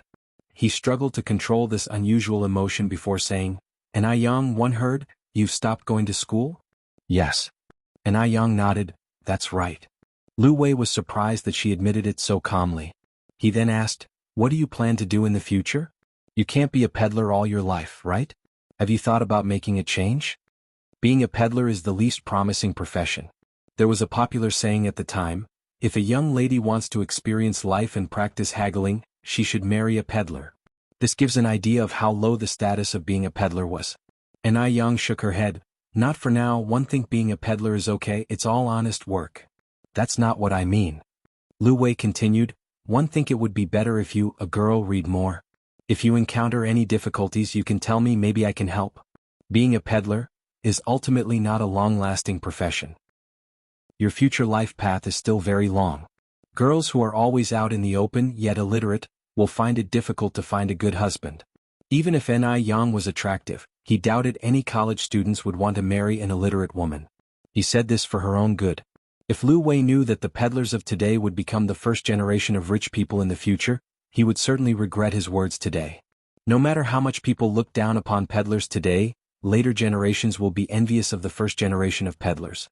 Ni Yang nodded with a smile and said, "Thank you for your suggestion, one will consider it seriously." Regardless of what Lu Wei said, she was not going to give up her studies. It's just that the time is not yet ripe. She has not yet found her footing in Beijing. In her previous life, she was a top student at a 211 university. This life can't be too bad either. Lu Wei scratched his head, laughing, You're welcome. If you encounter any problems you can tell me. And Ai Yang politely smiled. Thank you, I will. In a courtyard home in Beijing. Zhu Yonghong, pushing her old bike, walked in beaming with pride. Hong Hong's back. How was business today? Sun Chuanxiang immediately greeted her. She was feeling a bit off today, so she hadn't gone out with her daughter. Zhu Yonghong parked her bike and said, laughing, Mum, one sold all the buns today. Upon hearing this, Sun Chuanxiang was astonished. Hong Hong, are you joking with me? She then asked, didn't the woman who sells noodles show up this morning? Mum, what are you talking about? Zhu Yonghong hugged Sun Chunxiang's arm and said, in your eyes, am I not even comparable to that hillbilly? Sun Chuanxiang patted Zhu Yonghong's hand. One didn't mean that, so you really sold over 1,000 buns? Of course it's true.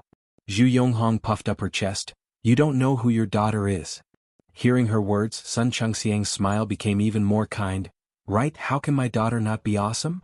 Zhu Yonghong held onto Sun Chunxiang's arm and continued, Mum, you didn't see Ai Yang's face when I stole all her customers this morning. I laughed so hard. Just the thought that she had successfully stolen most of Ai Yang's customers this morning made her feel so satisfied. Sun Chuanxiang couldn't help laughing either. Then she held out her hand to Zhu Yonghong. Where's the money? Let me have a look. The bun business hadn't been so good in a long time. Zhu Yonghong pulled out a handful of change. Here, this is it. Sun Chuanxiang took the money and stood there happily counting it, but slowly her smile faded. Did she miscount?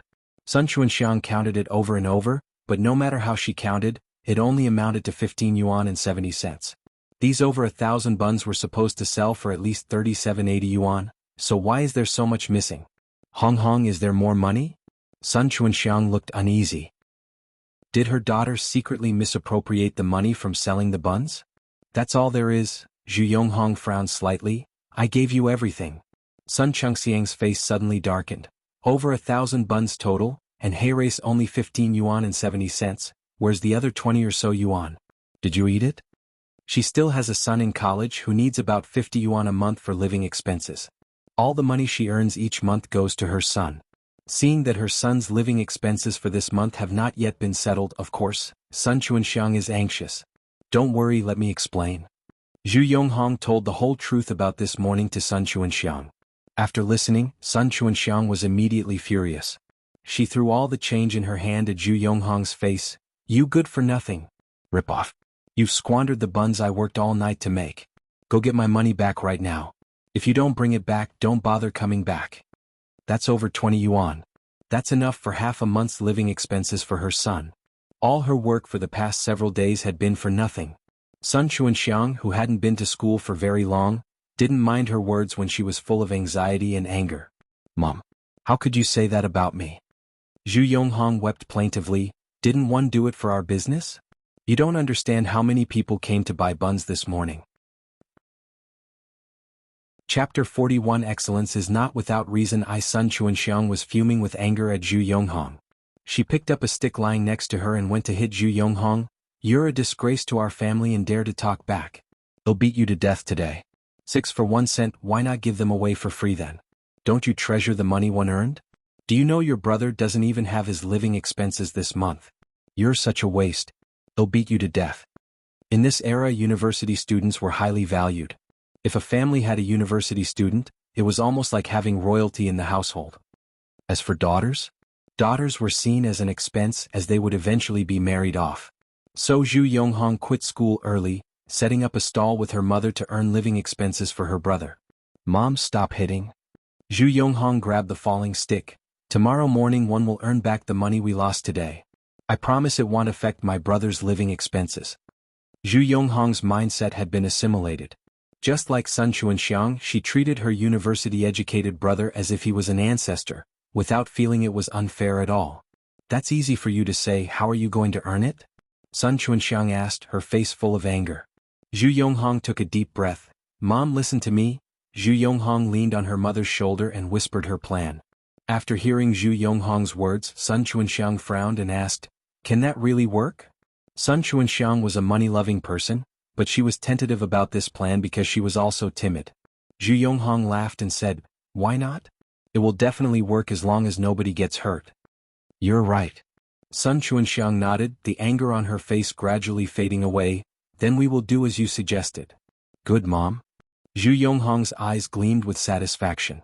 Just wait and see, nobody will want to eat her noodles tomorrow. She will make that little tart experience what desolation feels like. An family after lunch, Yang went to the river to check the crab trap she had set a few days ago, and also collected some snails along the way. Not long after she left, Zhou Qingshang showed up at the gate of Ni's courtyard with a basket of vegetables. Zhou Qingshang had come to thank Yang. After following Yang's advice and drinking the decoction made from the roots Yang had given her, her cold was gone overnight. When she first took the roots home, people had scoffed, saying such roots couldn't possibly cure a cold.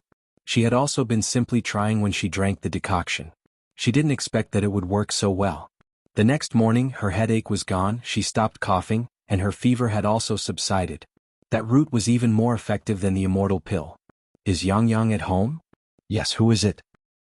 Cuihua appeared confusedly from inside looking at Zhou Qingshang. May I ask who you are? Zhou Qingshang smiled and said, You must be Yang's mother, right? I live nearby, my family name is Zhou. Through Yang's dietary care for these days, Cuihua's spirits had significantly improved. Even her facial wrinkles had subsided a lot, her complexion had improved a lot too. One could see Yang in her eyes. It can be seen that Yang's beauty is all thanks to Cuihua's good genes. Cuihua nodded. Yes, I am Yang's mom. Are you looking for our Yang? Please come inside and sit, she just went out.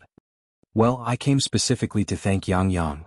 Zhou Qingshang followed Cuihua into the house, narrating her story of curing her cold as she walked. She boasted about the efficacy of the herbal medicine given by Yang. It sounded as if she wanted to praise Yang to the sky. Upon hearing someone praising her daughter, the mother was naturally pleased. Cuihua said laughing, Please sit for a while. I will get you a glass of water. Zhou Qingshang took Cuihua's hand. No need to keep yourself busy, Yang's mom, she said as she put the basket of vegetables on the table. Yang has helped me a lot, but I didn't have anything as a token of gratitude. These vegetables are all grown by me, you guys can have them. If it's finished, we still have some at home, you can take them from my vegetable garden. Yang and her mother just moved in, so Zhou Qingshang assumed they must not have any vegetables. That's why she brought over some fresh vegetables. This was indeed a help in urgent need. The basket was filled with yard-long beans, tomatoes, pak choy, cilantro, bitter gourd, celery, spring onions, etc. Big sister, you are too polite. Actually, Yang didn't do much. We can't accept these vegetables. Cuihua is a straightforward person. She felt like they didn't do enough to deserve such a big advantage. Since one have already brought them, there is no reason to take them back. Unless, Yang's mom, you are disparaging my vegetables because they are not valuable, said Zhou Qingshang, feigning an upset face. Seeing this, Cuihua immediately explained, That's not what one meant.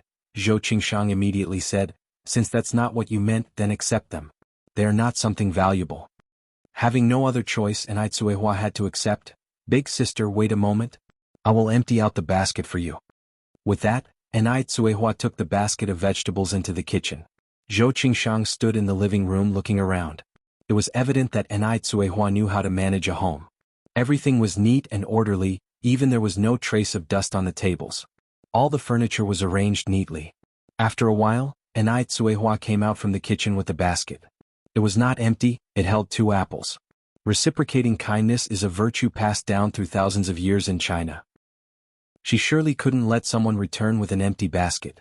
It's not only a virtue but also a matter of propriety.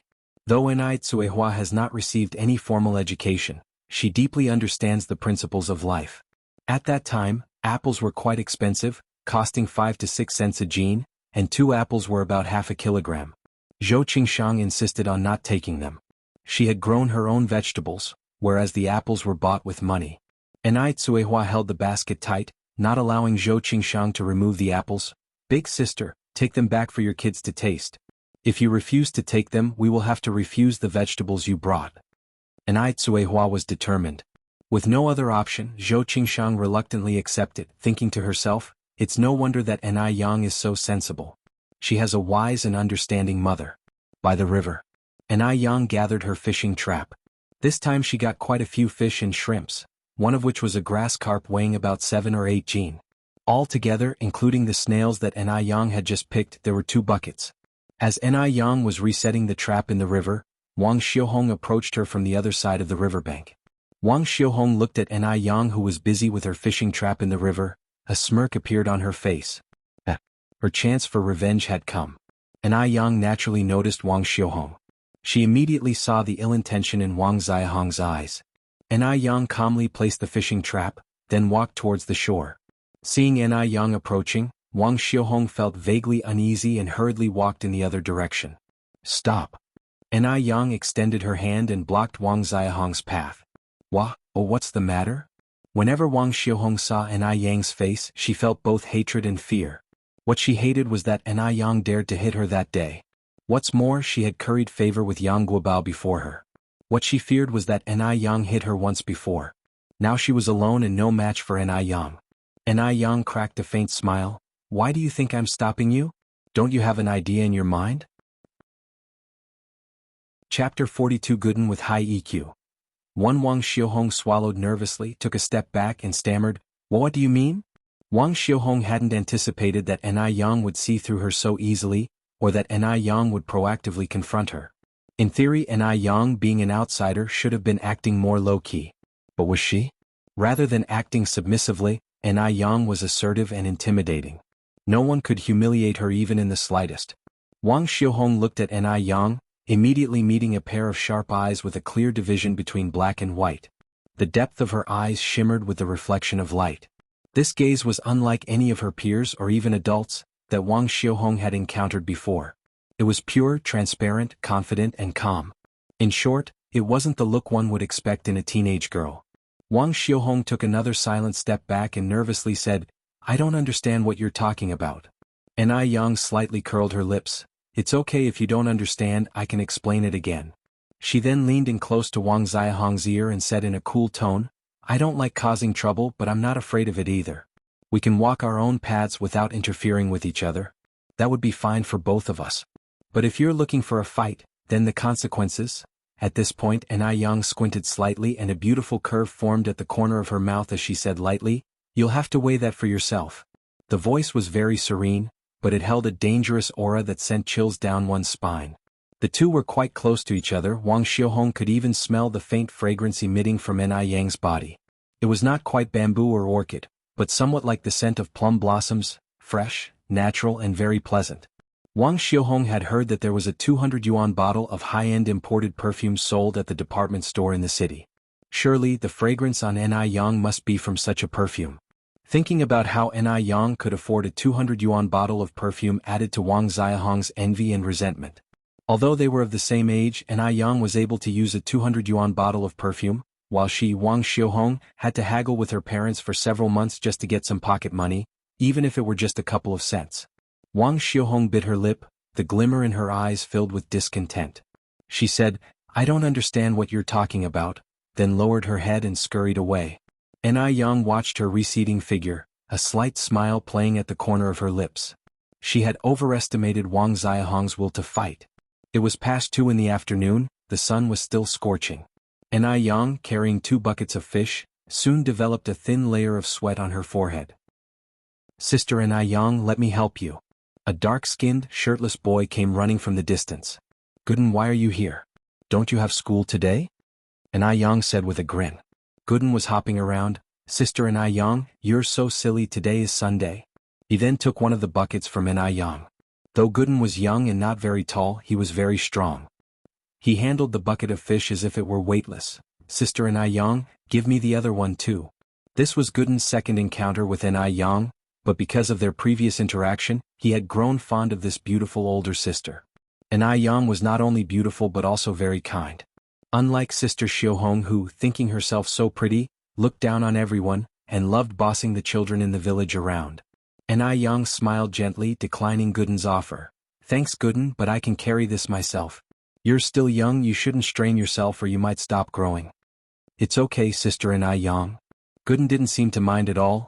I regularly carry water buckets at home that are twice as heavy as this. Enai Yang laughed. Wow.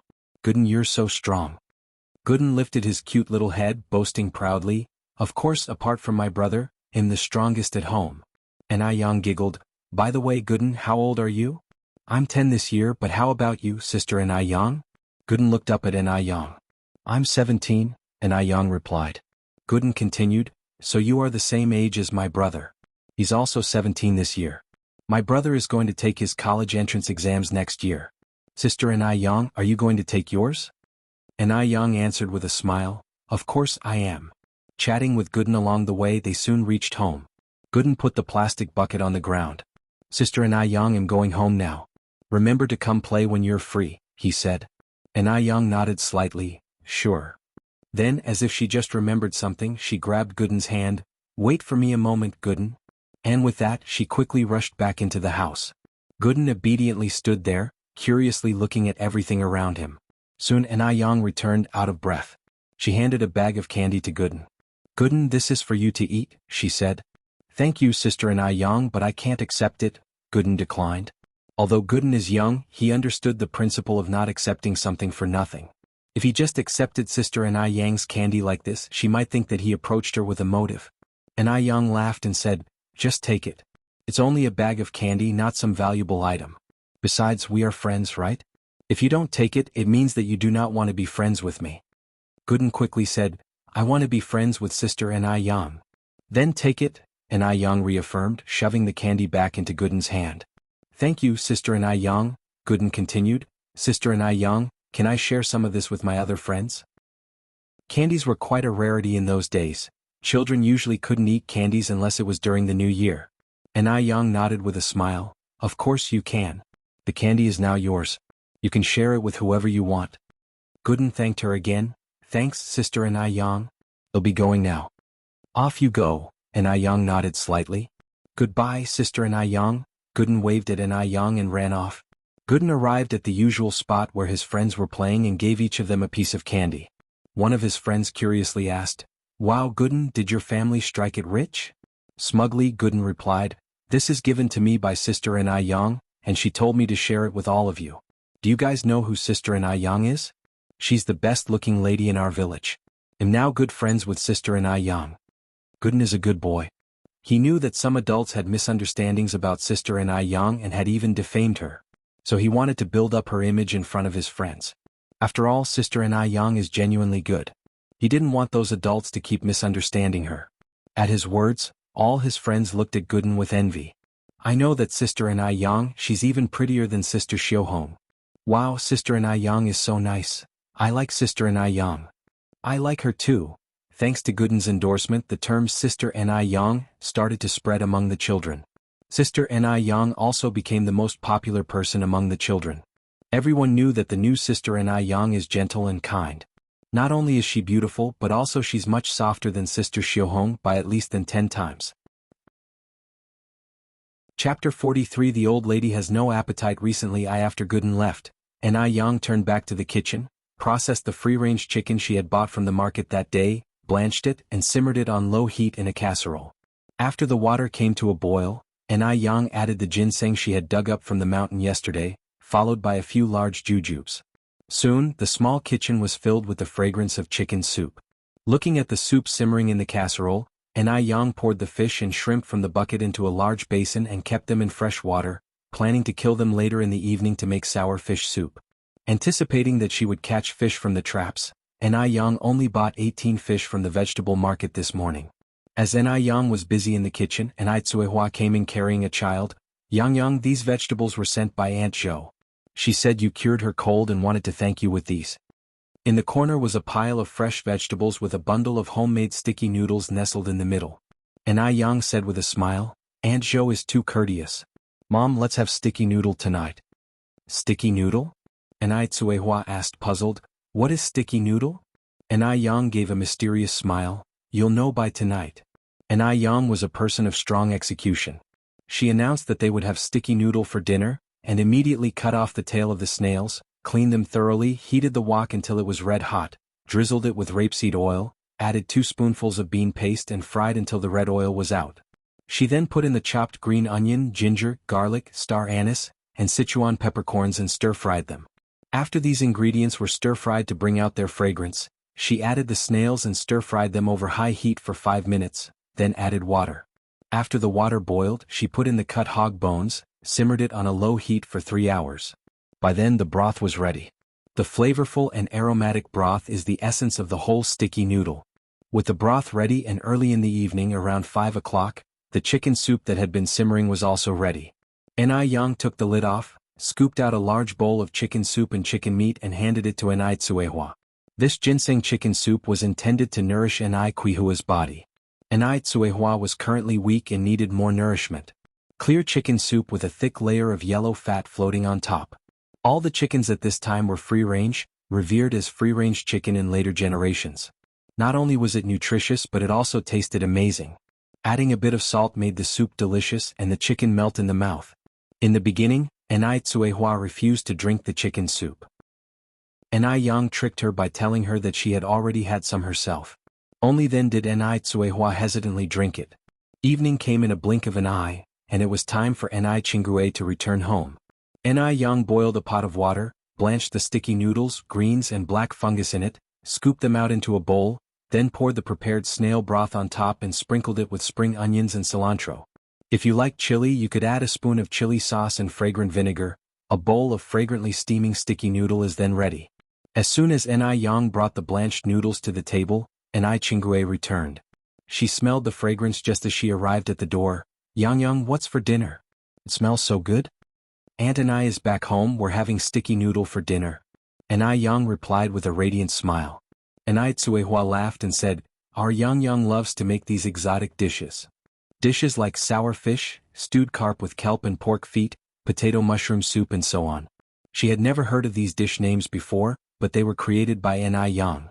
These were clearly unconventional cooking methods, yet the taste was superb. Enai Chingue hung her bag on the coat rack and asked curiously, sticky noodle, does it have snails in it? I've never heard of sticky noodles in all these years. Sticky noodle is a signature dish from Guangyu. In fact, it existed as early as the Qing dynasty. Due to limited transportation and information channels at this time, sticky noodles were only popular locally, not being featured in snack shops on every street and alley like in later times. Enai Yang explained with a grin, sticky noodles is a specialty of Guangyu, one read about it in a book. This is my first time making it and am not sure if it tastes good. And I have a seat and try it. Alright, I'll try it now.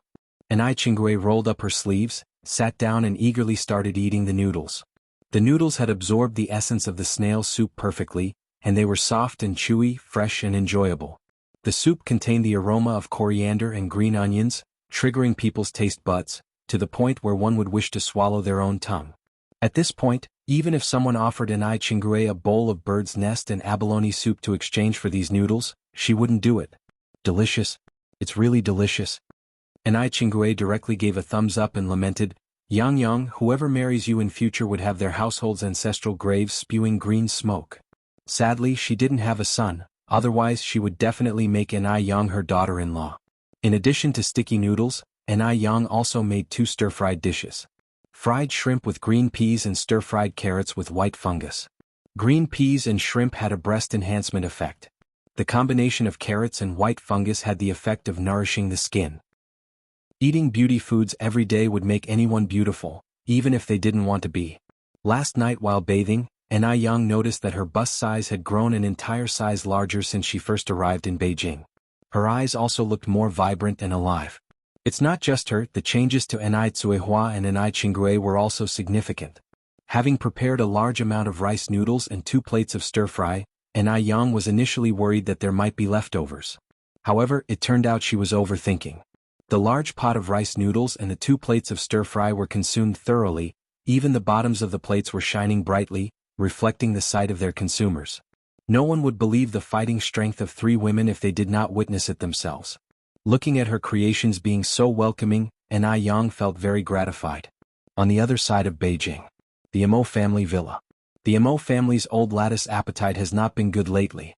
Nothing tasted good, partly because she was worried about her granddaughter Emo Hudi, and partly because as she aged her appetite gradually declined.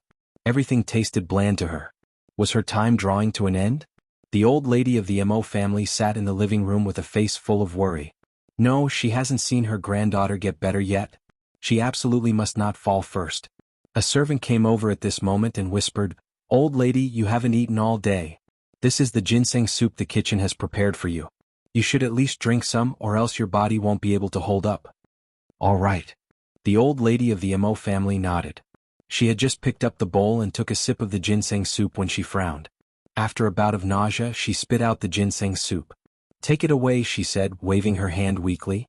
The servant unhappily took the tray and went down. Just then, a young man in a suit and leather shoes walked in from outside. Seeing the servant, he asked in a mild tone, "What happened to grandmother? Is she not feeling well?" The servant sighed. "The old lady hasn't had much of an appetite these past few days. She can't eat anything. This is the just-served ginseng soup. Young master, you must think of a solution." This man was the son of the Mo family's second daughter, Song Beiqing. In this upright and proper family, Song Beiqing was an exception. He was a businessman. And a very successful one at that. In his early 20s, he already had tens of millions in assets and was a bona fide billionaire. Hearing this, the assistant following Song Beiqing said, "Madame Wu, is the old lady not having a good appetite?" "Yes." The servant nodded. The assistant then said, "Second master, I remember that the old lady loves noodles. There's a noodle stall on Yurdist Road that makes very tasty noodles with a unique way of eating.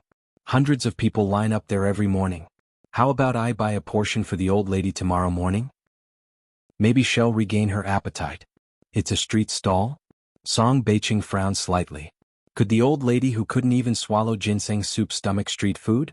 Additionally, was the food from that stall safe to eat? Is it hygienic? The assistant smiled and said, "Second master, don't judge that unassuming stall on the basis of its appearance. The prices there are not expensive, but the noodles are really delicious. I've never tasted such delicious noodles since I was a child." Song Beiqing glanced at his grandmother who was sitting listlessly on the sofa, looking pale. After hesitating for a moment, he said, "Then I'll have to trouble you to buy a portion of noodles for my grandmother to try tomorrow morning." Chapter 44. Still overcrowded. Upon hearing this, the assistant was pleasantly surprised. "It's not difficult, it's what I should do." He didn't expect the second master to take his suggestion seriously. He was extremely moved for a while. After all, when had people as high-ranking as Grandma Mo ever tasted street food? However, the taste of that roadside stall was indeed good. The noodles, the pickles, the fish slices, you would want to eat it a second time, a third time after tasting it once. He believed that Grandma would really like it. If Grandma's appetite improved because of this, he would also be credited with great merit. As an assistant, he had to share the boss' worries. Song Beiqing nodded and walked towards Grandma Mo. "Grandma? Beiqing is here." Grandma Mo quickly stood up with a face full of smiles. Grandma Mo was a kind elder. She got along well with all her grandchildren. Song Beiqing helped Grandma Mo sit down. "Grandma, I heard from Mom Wu that you're not eating properly again." Grandma Mo sighed. When you get old, your appetite isn't good. One can't eat." Song Beiqing smiled and said, "Grandma, you're not old at all. Xiaoli said that the morning market recently introduced a new way of eating noodles. It tastes very good. 111 have him buy it tomorrow morning and bring it to you." Grandma Mo waved her hand. "No need to trouble him, it would be a waste." Song Beiqing poured a glass of water for Grandma Mo. "Grandma, for Xiaodai's sake, you should at least try. You can't eat nothing, right?" Mentioning Mo Hudi, the expression on Grandma Mo's face dimmed a little. She compromised. "Okay, let Xiaoli send it to me tomorrow morning to try. In all these years, I've never heard of any new way to eat noodles." In fact, Song Beiqing didn't know what kind of magic this noodle had. But he still mysteriously said, "You'll know by tomorrow morning." Grandma Mo understood Song Beiqing's filial piety and chuckled. "Then I'll look forward to tomorrow morning." Song Beiqing chatted with Grandma Mo for a while, then went to see Mo Hudi before leaving the Mo family. Time went by quickly and it was the next morning before they knew it. Zhu Yonghong came to the morning market half an hour earlier than usual. She had originally thought that her stall would certainly be crowded this morning, but she didn't expect it to be Ni Yang's place that was actually overcrowded. Ni Yang hadn't arrived yet, but a queue had already formed there. Zhu Yonghong gritted her teeth in anger, then put on a smile and shouted, "Meat buns are cheaper, 6 for 1 cent, 6 for 1 cent." She had prepared more than 3,000 meat buns today. Surely she would be able to make up for the money lost yesterday. Contrary to Zhu Yonghong's expectation, these people did not swarm over like yesterday when they heard 6 meat buns for 1 cent.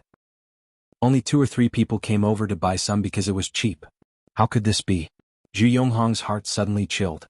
Clearly her business was very good yesterday. What kind of magic potion had Ni Yang fed these people? In fact, these customers were all Ni Yang's regular customers. They were used to eating sour fish noodles. Besides, most of them had tried buns yesterday.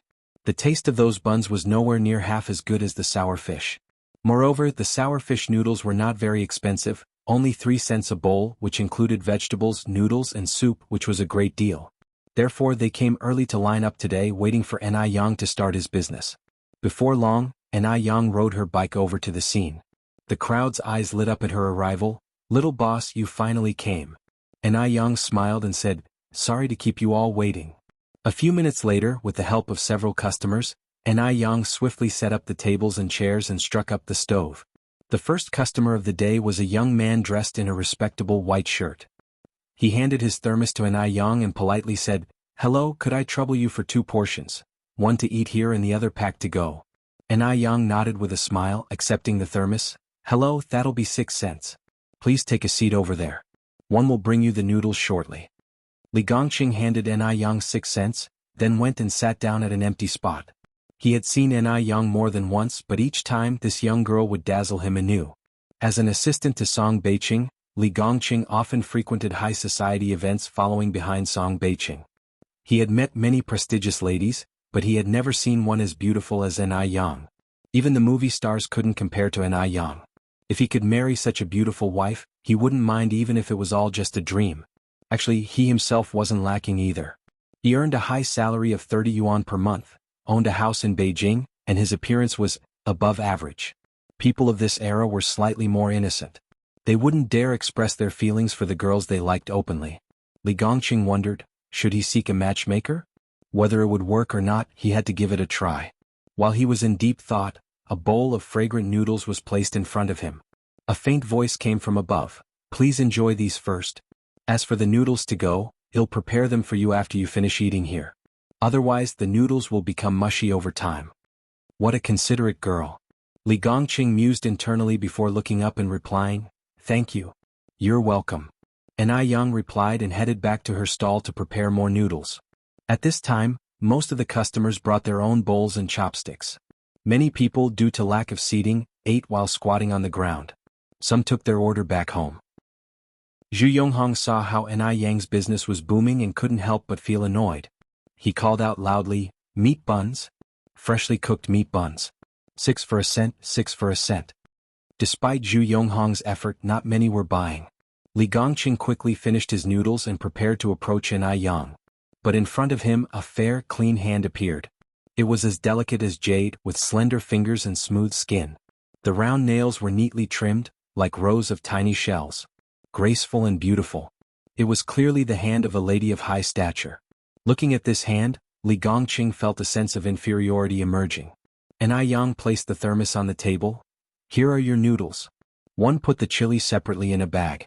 If you like spicy food, you can add some when you eat." Coming to his senses, Li Gongqing blushed slightly and replied, "Thank you. I'll remember that." Ni Yang replied with a soft smile, her lips forming a radiant arch. "Oh, it's nothing serious." The smile outshone everything else. Lost in it, Li Gongqing didn't snap back to reality until he noticed Ni Yang had already returned to her stove and started bustling about with her work. Recalling his task, Li Gongqing jolted. He picked up the thermos and quickly pedaled away on his bike. Fortunately, the Mo residence wasn't far away. In about 10 minutes, Li Gongqing arrived there. Lady Mo, always an early riser, was sitting on the couch in the living room drinking milk. Her expression seemed unpleasant. She seemed to be forcing herself to gulp down the milk. "Madam, good morning. I've brought the noodles." Li Gongqing respectfully handed the thermos to Lady Mo. Chapter 45 Stunning Noodles. _1 Seeing Li Gongqing arrive, old Lady Mo put her milk cup on the tea table and kindly said, "Xiaoli is here, take a seat." Li Gongqing responded with a smile, "I want sit, old lady. The second master has a flight to Guangguan at 10 o'clock. Today our driver Mr. Wang is not here, and I have to take him to the airport. Eat your noodles while they are hot, they'll stick together in a bit." Guangguan? Old Lady Mo frowned slightly. "So far. When is he coming back?" Li Gongqing continued, "He just has to sign a contract and can come back the same day." "Oh," old Lady Mo nodded, sighing, "transportation is so advanced now. It would have taken 3 to 5 days to get to Guangguan 10 years ago, but now you can go and return on the same day. It's like a dream." There's a whole distance of over 2,100 kilometers between Beijing and Guangguan. Li Gongqing scratched his head. Indeed, our China is becoming more and more powerful, and it will only get better in the future. He continued, old lady, these noodles taste really good. Eat them while they are hot. Oh, there's homemade chili in it too. You can add some if you like spicy food. One have to go now, he'll come and visit you when I have time. Sure, go ahead, your work is more important. Old Lady Mo said, waving her hand with a smile. After Li Gongqing left, Old Lady Mo sighed slightly and glanced at the insulated box. She used to like eating noodles indeed, but after a lifetime she was fed up with them. When she considered feeding her noodles to the cat, she remembered that this was her grandson's goodwill. How heartbroken Beiqing would be if she fed it to the cat. She was a good grandmother, she couldn't do anything to hurt her grandson's feelings. With these thoughts, Old Lady Mo opened the insulated box. As soon as the cover was lifted, a tempting aroma rushed into her face, instantly whetting the appetite. Old Lady Mo's face was full of surprise. The bowl of noodles completely exceeded her expectations. On the golden soup noodles were tender white fish slices and pickled cabbage, sprinkled with white sesame and cilantro. Just smelling it would make you salivate. Old Lady Mo, who usually had a poor appetite, suddenly felt a great urge to eat. She started slurping the noodles, which fully absorbed the fresh and tangy pickled cabbage fish soup, made them irresistibly delicious. Just one taste and you'll want another, she felt like she could eat her tongue. Before long, Old Lady Mo was sweating profusely, her face flushed, and the strength that had previously disappeared slowly began to recover. She looked a lot more lively overall. When the maid came to deliver chicken soup, she was stunned. Was this really Old Lady Mo eating? Old lady? The maid looked at Old Lady Mo with a stunned expression. How long has it been since she last saw Old Lady Mo enjoying her food so much? Old Lady Mo, without raising her head, said, just leave the soup there, I'll drink it later. Okay, the maid put the chicken soup on the table. When she had finished, Old Lady Mo gulped down the noodle soup from the thermos, looked at the maid and said with an unsatisfied expression, Mother Wu, get me another bowl of noodles. Old Lady Mo was never a foodie, but she had been conquered by these noodles. She had never known that a simple bowl of noodles could be so delicious. Despite fish being in it, there wasn't even a hint of fishy taste, the meat was incredibly tender. Only then did Mother Wu, stunned, say, Old lady, should I ask the kitchen to cook you some noodles? Only then Old Lady Mo realized that the noodles were bought from outside. She laughed and said, never mind, our kitchen can't make them as tasty. 111, just call Beiqing. With that, Old Lady Mo made the call. As soon as the call got through, Old Lady Mo couldn't wait to say, Beiqing, the noodles that Xiaoli delivered are so delicious. Your grandma has lived for so long but has never tasted such delicious noodles. Can you please ask Xiaoli to deliver another bowl to me? One bowl was simply not enough. Old Lady Mo was still hungry and this bowl was already empty. On the other end, Beiqing was also slightly startled, then gently said, Okay grandma, wait a moment, I'll talk to Xiaoli now. After hanging up the phone, Beiqing couldn't help wondering, just what kind of noodles would make his picky grandma rave about them. Could the unlicensed noodles sold at the small stall really taste that good? Surely, just like children, the elderly love novelty. Perhaps, there was nothing special about these noodles, it was merely the novelty factor. Beiqing touched his temple, the corners of his mouth curled up in a helpless smile. The sunlight entered through the window, casting a light golden halo on him. Everything seemed unreal, as if in a painting. A charming gentleman, gentle as jade. That must certainly refer to the likes of Beiqing. After hanging up the phone, Old Lady Mo sat on the sofa, eagerly awaiting Li Gongqing's delivery of the noodles. Upon seeing this, Mother Wu, with a beaming smile, said, Old lady, Master Zhou is truly a considerate and good boy. It's been years since I've seen you enjoy eating so much. Old Lady Mo also replied with a smile, Beiqing has always been so thoughtful. Before she could finish her sentence, the phone rang. Mother Wu quickly ran over to answer it. But as she listened, her face turned a strange shade. After hanging up the phone, Old Lady Mo immediately asked, What's wrong, Mother Wu? Mother Wu looked at Old Lady Mo with a complicated expression, then said, It was young Master Zhou who called. He said the noodle stall has closed for the day, and we can only ask Xiaoli to bring it to you tomorrow morning. At this, Old Lady Mo looked disappointed. Ah, is that so? Mother Wu nodded, that's what Master Zhou said. Then she handed over the chicken soup to Old Lady Mo. Drink some chicken soup first. Old Lady Mo, who had tasted the delicious pickled fish noodles, couldn't even drink half a sip of chicken soup. She waved her hand and said, Forget the chicken soup, go get me some porridge and some pickles. Okay, Mother Wu turned around and left. Soon Mother Wu came back in with porridge and pickles. Because the pickled fish noodles she had before were appetizing, Old Lady Mo ate the porridge very deliciously. Her appetite was much better than usual, which also brightened up her spirits. After finishing the meal, the old lady went for a walk in the back garden. Old Lady Mo's appetite had always been a concern for everyone in the Mo family. After all, to have a healthy body, you need to have a good appetite. Eat well and you'll be twice as healthy. Mother Wu excitedly called everyone in the Mo family to share this news. Chapter 46. On the verge. Lni Yang closed her stall really early today. It was just 10:30 and the noodles were already sold out. In contrast, Zhu Yonghong not only had not sold half of her buns, but also had a lot of customers coming to question, why aren't today's buns as delicious as yesterday's? While Zhu Yonghong explained with a smile on her face, she was cursing in her heart, thinking, what a bunch of disgusting poor men, having the audacity to ask why the buns, sold 6 for a cent, were not as tasty as yesterday's. Are they brainless? Can they eat pork with a cent? Don't they calculate how much pork costs per pound? As for what kind of meat was in today's buns, perhaps only Zhu Yonghong knew best. Many customers expressed that they would never eat Zhu Yonghong's buns again, and some even brought back buns for refunds. Customers are not fools. When pork was replaced with something else, anyone could taste the difference. Damn Ni Yang, the little bitch.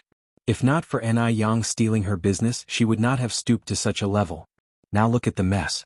Not only did she not make up for the losses from yesterday, but she also lost more money. Eiler Brothers' living expenses were still pending, and her mother definitely wouldn't let her off.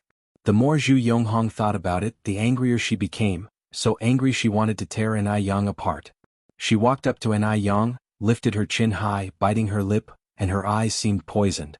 The fire of jealousy was about to burn Ni Yang to ashes, and she grinded her teeth and said, Ni Yang, you are something else. Upon hearing this, Ni Yang turned around and looked at Zhu Yonghong, giving a faint smile, speak in a calm tone. No, I'm excellent, thanks for the compliment. You. Zhu Yonghong seemed to have punched cotton, so exasperated she couldn't speak, pointing at Ni Yang. You. Seeing this, Ni Yang's smile grew bigger. She took 2 steps forward, speaking with a sage-like tone. Anger harms the liver, you're still so young, why hurt your own body? You're not young anymore, stop doing things that are not above board. You should know the gods are watching over your head. As she said the last sentence, Ni Yang took another 2 steps forward, looking down at Zhu Yonghong with a hint of a smile at the corner of her mouth. Eiler gaze at Zhu Yonghong was like looking at a clown. You. Zhu Yonghong was like a mute eating coptis root, having trouble speaking.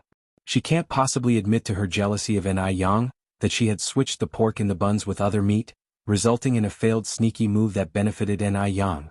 Ni Yang couldn't be bothered to say anything more to Zhu Yonghong. She turned around, pushed her bike and walked away. Zhu Yonghong looked at Ni Yang's back, her fists clenched tightly. Wait and see, you bitch. She would not swallow this bitter pill just like that. Ni Yang took a round at the vegetable market, bought some ingredients and then rode her bike home. It rained last night. The way back to the village was muddy and tough to walk. Plus, Ni Yang had a cart full of stuff with her, making the journey even harder. Under the circumstances, Ni Yang had no choice but to stop riding the bike and push it forward instead. At this moment, a group of children came running from afar. It's Sister Ni Yang, that's Sister Ni Yang. It's Sister Ni Yang. The children started to cheer. The cheering startled Ni Yang. When did she become so popular among the villagers?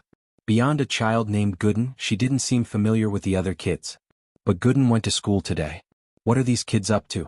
Before Ni Yang could react, the children swarmed her. Sister Ni Yang, we've come to help you.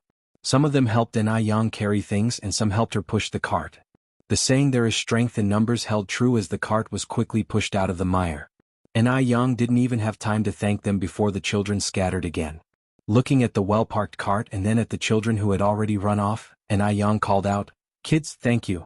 Whenever you get the chance, come over to my house to play. Upon hearing her, one of the slightly older children turned around and smiled. No problem, Sister Ni Yang. As soon as he finished speaking, he skipped away to catch up with his friends. The village children were like that, innocent, kind and grateful.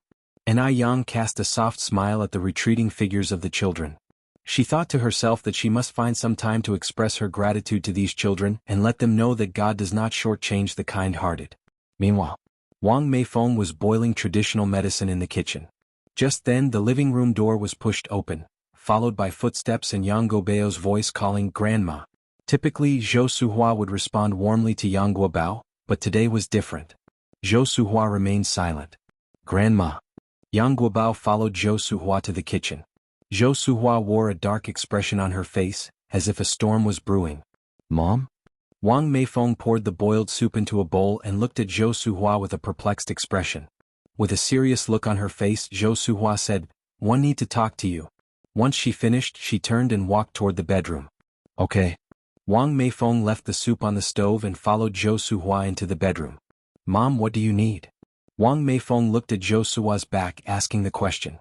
I went to see Dr. Wang today. Zhou Suhua turned around, her face devoid of any expression. She then asked, "Why did you lie to us?" Wang Meifeng's eyes flashed. "Mom, one don't understand what you're talking about." Zhou Suhua sternly said, "That medicine can't cure Guobao's illness at all." Comrade Wang Meifeng, what are you trying to do? Wang Meifeng exhaled.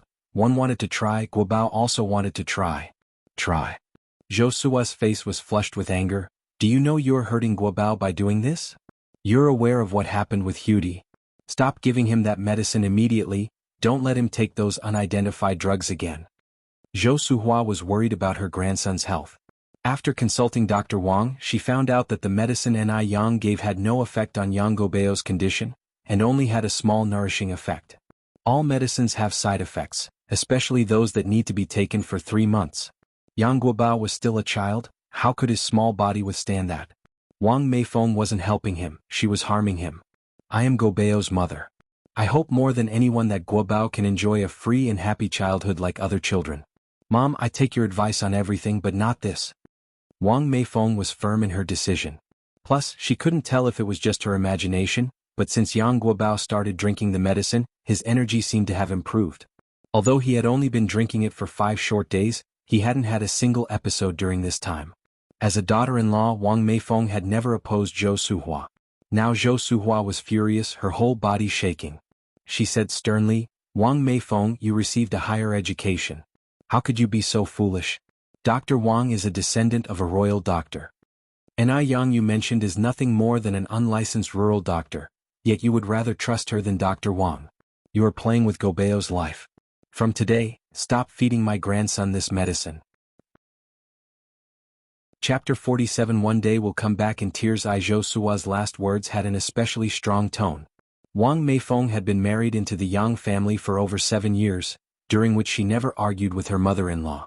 However, this time both the mother-in-law and daughter-in-law showed some firmness. I'm sorry, Mom. Please forgive me, one can't listen to you this time. Wang Meifeng bowed slightly towards Zhou Suhua and began to walk towards the door. Even if there was only a 1% chance of hope, she was determined to keep feeding the medicine to Wang Guobao. She couldn't let her child's world lose its light. Ever since he started taking the medicine, Yang Guobao's condition had been really good, he was very positive and optimistic. So this time Wang Meifeng chose to believe in Ni Yang and herself. Wang Meifeng. Zhou Suhua roared angrily with her shoulders shaking. Mom? Wang Meifeng turned around calmly looking at Zhou Suhua. If anything does happen to Guobao, 1 am willing to pay with my life. Is that acceptable? Words dropped, Wang Meifeng turned back and walked into the kitchen as if nothing had happened, beckoning Yang Guobao to come take his medicine. At this stage, Zhou Suhua was at a loss for words, so she picked up an antique vase in anger and smashed it hard onto the floor. There was a clatter as shards flew everywhere. Yang Guobao, who was drinking his medicine, was frightened and shivered. He looked helplessly at Wang Meifeng. Mom, what's wrong with Grandma? Wang Meifeng laughed lightly. Perhaps the grandma is a little upset. You go cheer her up for a bit when you finish your medicine. Okay. Yang Guobao nodded and said in a very sensible manner. I will go after finishing my medicine. All right. Wang Meifeng nodded with a slight smile. Just then Zhou Suhua's voice echoed in the air. Wang Meifeng, if anything happens to my grandson, one will never let you off. What an outrage, she was completely outrageous. Wang Meifeng simply was not fit to be a mother. She had no idea what that barefoot doctor with no reputation had given Wang Meifeng, that she had so much trust in her. Zhou Suhua was shaking with anger. Because of Wang Meifeng's stubbornness, the entire in-laws house isolated Wang Meifeng. Her husband Yang Changjing, was also not very willing to talk to her. Mother-in-law Zhou Suhua even threatened to fast to manipulate Wang Meifeng. With no other options, Wang Meifeng decided to take Yang Guobao to her mother's rural house to avoid further escalation of the conflict. Seeing Wang Meifeng's determination, Yang Changjing sighed in anxiety. Meifeng, Dr. Wang is an imperial doctor. Why are you so stubborn? Guobao's body is already frail, your going back and forth will only worsen his condition. Zhou Suhua angrily said, let her go. One day she'll be crying to come back begging us.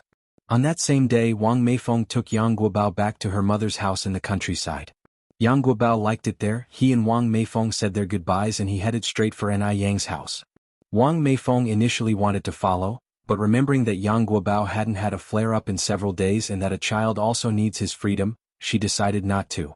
Besides, Ni Yang's house was not too far away from here. When Yang Guobao arrived, Ni Yang was concentrating on something she was writing at the stone table under a big tree in the yard. It was a huge osmanthus tree, the leaves were very dense, blocking out the intense sun and bringing a cool breeze. In this scorching summer, sitting under the big tree was even more comfortable than sitting in an air-conditioned room. Sister. Yang Guobao trotted up to Ni Yang. At his words, Ni Yang looked up in surprise. Guobao, how come you're here? Yang Guobao replied with a smile, because one missed my sister, so I came. Ni Yang reached out and poked Yang Guobao's head. You little imp. Look at you sweating so much. Here, have a drink. Ni Yang poured him a cup of tea. Yang Guobao picked up the cup and drank all the tea in one go, wiping his mouth with his sleeve. Thank you, sister. He said before turning his eyes towards the paper on Ni Yang's table. Sister, what are you drawing? Ni Yang smiled slightly. A blueprint. Blueprint. Yang Guobao stroked his chin then said, Sister, are you in the architectural field too? My cousin often has to draw blueprints. No, Ni Yang shook her head. It's a blueprint for an oven. An oven? Yang Guobao kept stroking his chin. Is it used to bake bread? Sister, one love bread. His eyes shone enthusiastically with his last sentence. In 1983 bread was still a novelty. It was not as common and there weren't as many ways to eat it as in later generations, moreover it was quite expensive. The common people generally didn't look forward to eating it. Its price was much higher than that of a steamed bun. One bread could buy you 10 steamed buns. Ni Yang gave him a mysterious smile. You'll know once it's done. Yang Guobao asked with a grin, Can I help sister make it? Ni Yang reached out and touched his head, laughing, Sure. Making a bread oven was neither simple nor complicated, the key was to put the heart into it. The oven had 3 layers. Heat conduction layer, clay and sand. Insulation layer, discarded glass bottles plus sawdust plus mud. Structural layer, rice straw mud ball. Ni Yang had all the materials prepared. To build an oven you first need to pile up bricks and rocks into a tall platform. The platform is usually hollow to store dry wood underneath. Once the platform is built you can start making the oven. The oven is usually semicircular but can also be shaped like small animals. This was Yang Guobao's first time engaging in such an activity. He was obviously very excited and was chattering non-stop. With an efficient little helper, Ni Yang felt much relieved. The platform was quickly set up. Though Ni Yang was a girl, she was not inferior to a man in physical labor. Even some men were inferior to her. Under the sun, she sat concentrating and earnestly striking rocks with a chisel. The warm sunlight dyed her with a dazzling glow. A strand of hair slipped mischievously from behind her ear, forming a sharp contrast with her fair skin. The collision of black and white was breathtakingly beautiful. Yang Guobao stood there, watching Ni Yang for a while before he finally exclaimed, Sister, you are so beautiful. Ni Yang smiled lightly, struck the last brick onto the platform, poked Yang Guobao's head and said earnestly, Actually, your sister is a fairy from the heavens. Do you think a fairy could not be beautiful? Yang Guobao, he almost believed her. After the platform was built, they started mixing mud. Just then, Yang Guobao suddenly smudged a bit of mud onto Ni Yang's face, playfully saying, The fairy turned into a little kitten. Ni Yang was no pushover. As soon as Yang Guobao was not paying attention, she swiftly smeared some mud onto his face, giggling, Haha, Guobao also turned into a little kitten. Then sister is a big cat. Chapter 48 Super Delicious Bread. _1 After several busy hours, the bread oven was finally finished. About half a person high, the oven was quite large, shaped like a teddy bear's head and looking very adorable. Looking at her own handiwork, Ni Yang nodded with satisfaction. casually picking up a twig and writing summer of 1983 on the soft teddy bear head. After thinking for a moment, Yang Guobao took the twig and added a line beside it, Sister and Guobao, and drew two simple little figures as well. Compared to Ni Yang's spirited handwriting, Yang Guobao's was clearly more childlike but not ugly at all. It had its own unique beauty. After the bread oven was completed, the next step was to remove the padding inside and then start testing the oven. Taking advantage of the gap while lighting the fire, Ni Yang brought out the flour she had prepared to rise in advance, kneaded it into balls and shaped it into loaves. About an hour later, Ni Yang extinguished the fire in the oven, scooped out the ashes with a shovel, and after cleaning, carefully put the newly made bread in and closed the small door. Next was the step of baking the bread. Sister, will we really be able to eat bread in a while? Yang Guobao, standing on tiptoe, asked curiously. Of course we can. Ni Yang curled her lips slightly. In fact, the principle of a bread oven is the same as an oven. It's even more handy. So how much longer do we have to wait before we can eat the bread? Yang Guobao was still standing on tiptoe, watching the bread oven without blinking, his eyes full of anticipation. Ni Yang, patting his head with a smile, said, Don't be in a rush, it'll probably takes about 40 minutes.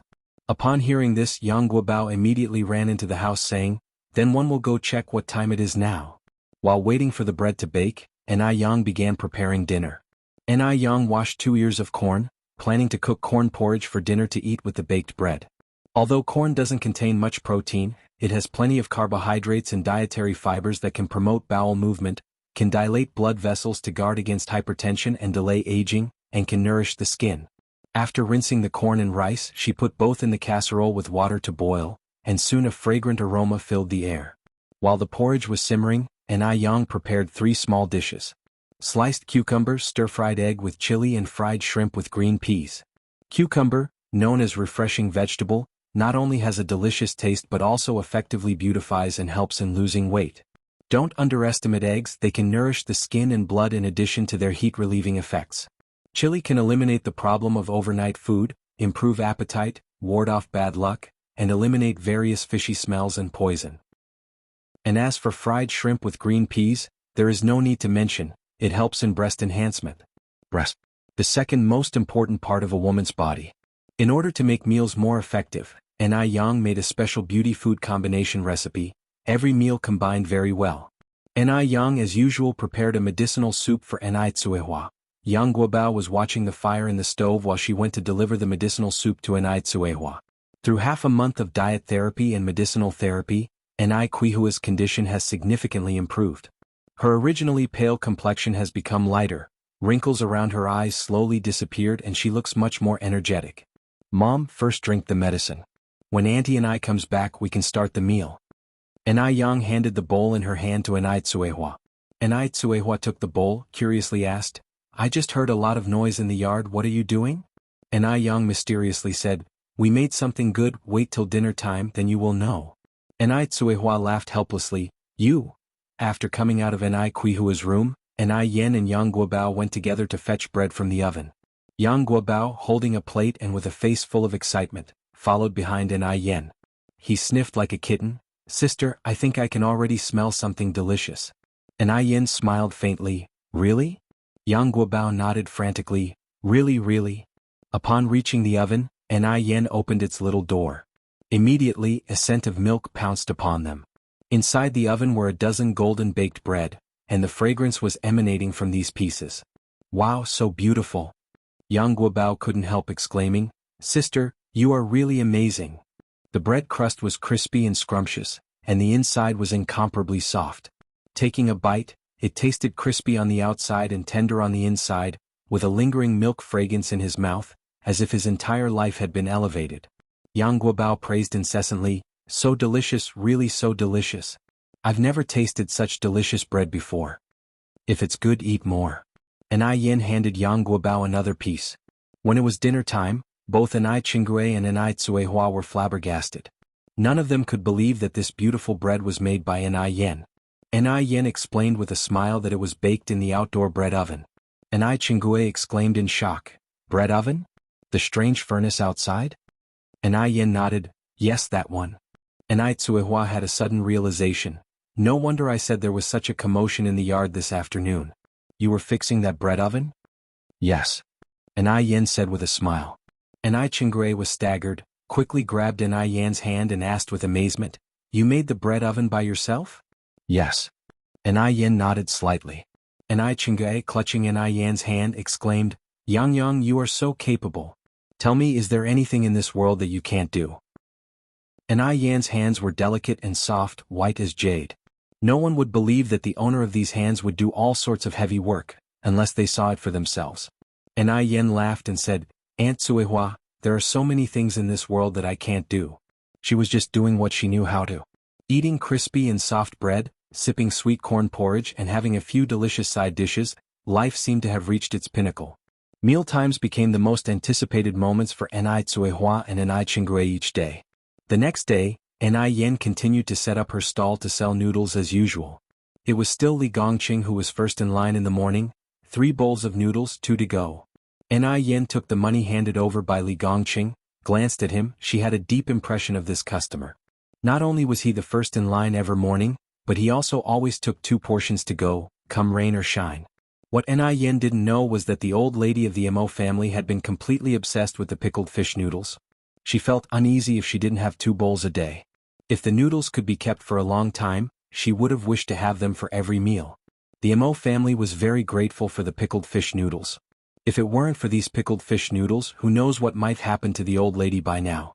The morning customers were still plentiful, and the long queue never seemed to shorten. Zhu Yonghong's buns were still selling at 6 for a cent, and although the business wasn't doing particularly well, her mood was excellent in the morning. She hummed tunes and sneak peeks towards Enai Yan's direction every now and then. "Wait and see, little bitch, after this morning, no one will compete with her for business ever again." Thinking of this, a smug smile tugged at the corner of Zhu Yonghong's mouth.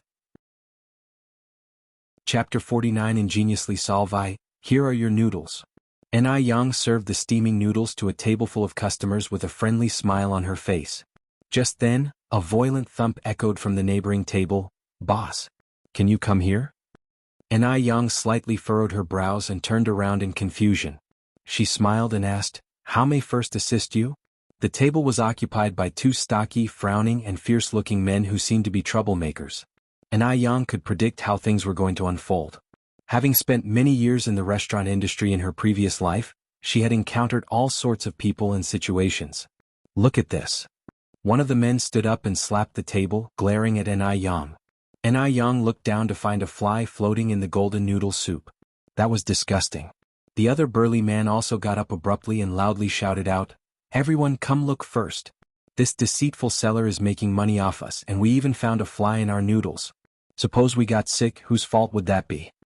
On hearing this, the other patrons instantly became restless and gathered around. They started throwing accusations. "Disgusting. There's a fly. This is incredibly unhygienic. Boss, you need to have a conscience to do business. How could you serve us such food? Refund. We want a refund." The customers crowded around Enai Yang, demanding refunds. The anger in the room was palpable. Thankfully, Enai Yang was a young woman, which probably prevented things from escalating to physical violence. After all, finding a fly in a bowl of noodles was a serious health hazard. "Everyone please settle down," Enai Yang calmly addressed the crowd. Her face was free of stress. A faint smile played around her lips.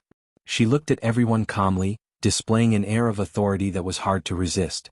Miraculously, the crowd fell silent and turned their attention to her. Zhu Yonghong folded her arms, watching the unfolding drama with anticipation. She wanted to see how Enai Yang would get herself out of this situation. There was a fly in the noodles. Even smooth talk wouldn't quell the crowd's anger. As Enai Yang looked at the crowd, she opened her mouth to speak. "Everyone rest assured. Enai Yang would never dishonor my conscience. I will bring clarity to this matter and provide a satisfactory explanation." One of the stocky men walked out and said sarcastically, "You've never dishonored your conscience? Your words sound even better than singing. But my brother and I found a fly in our food. What is your explanation? Today, unless you eat that fly yourself, this matter won't be settled." "Yes. We insist that this deceitful seller eats the fly herself." Voices from the crowd echoed. "Eat it up. Eat it up." Others chimed in fervently. Watching all this, Zhu Yonghong's smirk deepened. "Despicable woman, you're finally getting your dues. You won't be so arrogant now."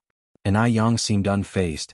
She casually raised her hands in a manner that exhibited great authority, immediately bringing quiet to the crowd once more. If this fly had actually fallen into the noodles due to my negligence, then you are right to ask me to eat it and I wouldn't object. But it's clear someone dropped it into the soup on purpose, to stir up trouble. I Yang am not a pushover.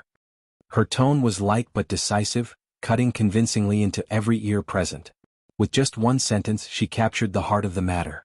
The crowd exchanged perplexed looks. Wasn't it strange? They had been eating Yang's noodles for a long time. Nobody had ever found a fly or even a single hair in their bowls. How come only these two men had found a fly? With that in mind, they all turned their gaze on the two stout men. The men's eyes flickered with disbelief. They had not expected Yang to respond so calmly and then to bring up such a point. In their eyes, Yang was just a naive young woman, pretty but not particularly special. They thought she'd get flustered in such a situation. Rather, Yang was more composed than one would expect of an adult. This was indeed strange. They had done similar things to other vendors. Most had chosen to keep the peace, secretly giving them money and begging them not to make a scene. Why hadn't it worked on Yang? No, they had to tarnish Yang's reputation today or they would lose face. Resolute, one of the men angrily glared at Yang. Are you accusing us of deliberately bringing the fly to frame you? Isn't it? Yang replied, her eyebrows twitching defiantly. This incensed the other man who immediately fumed. What a load of bullshit. Why the hell would I frame you?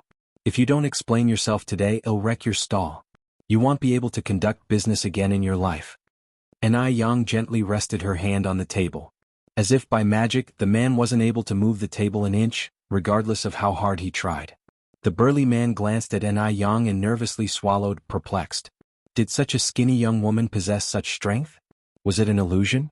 Yang stood her ground, one hand resting on the table while the other picked up a pair of chopsticks. She squashed the fly in the broth and addressed the crowd.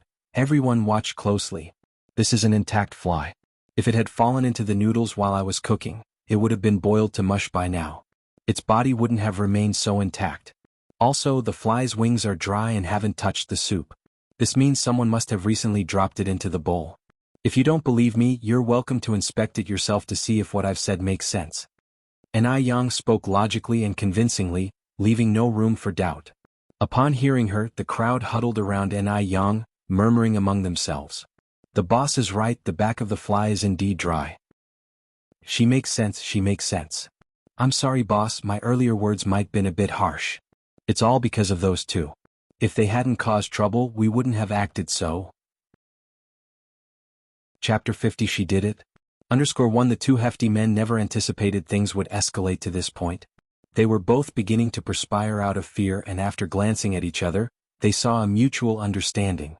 Seizing the opportunity when the crowd wasn't paying attention, they took a few steps back in preparation to sneak away. Just as they were gearing up to make their escape, they felt a pale, delicate hand rest on each of their shoulders. The hand was barely pressing against them, but only these two hefty men knew how much force was actually being applied. Thinking of running? It's not that easy.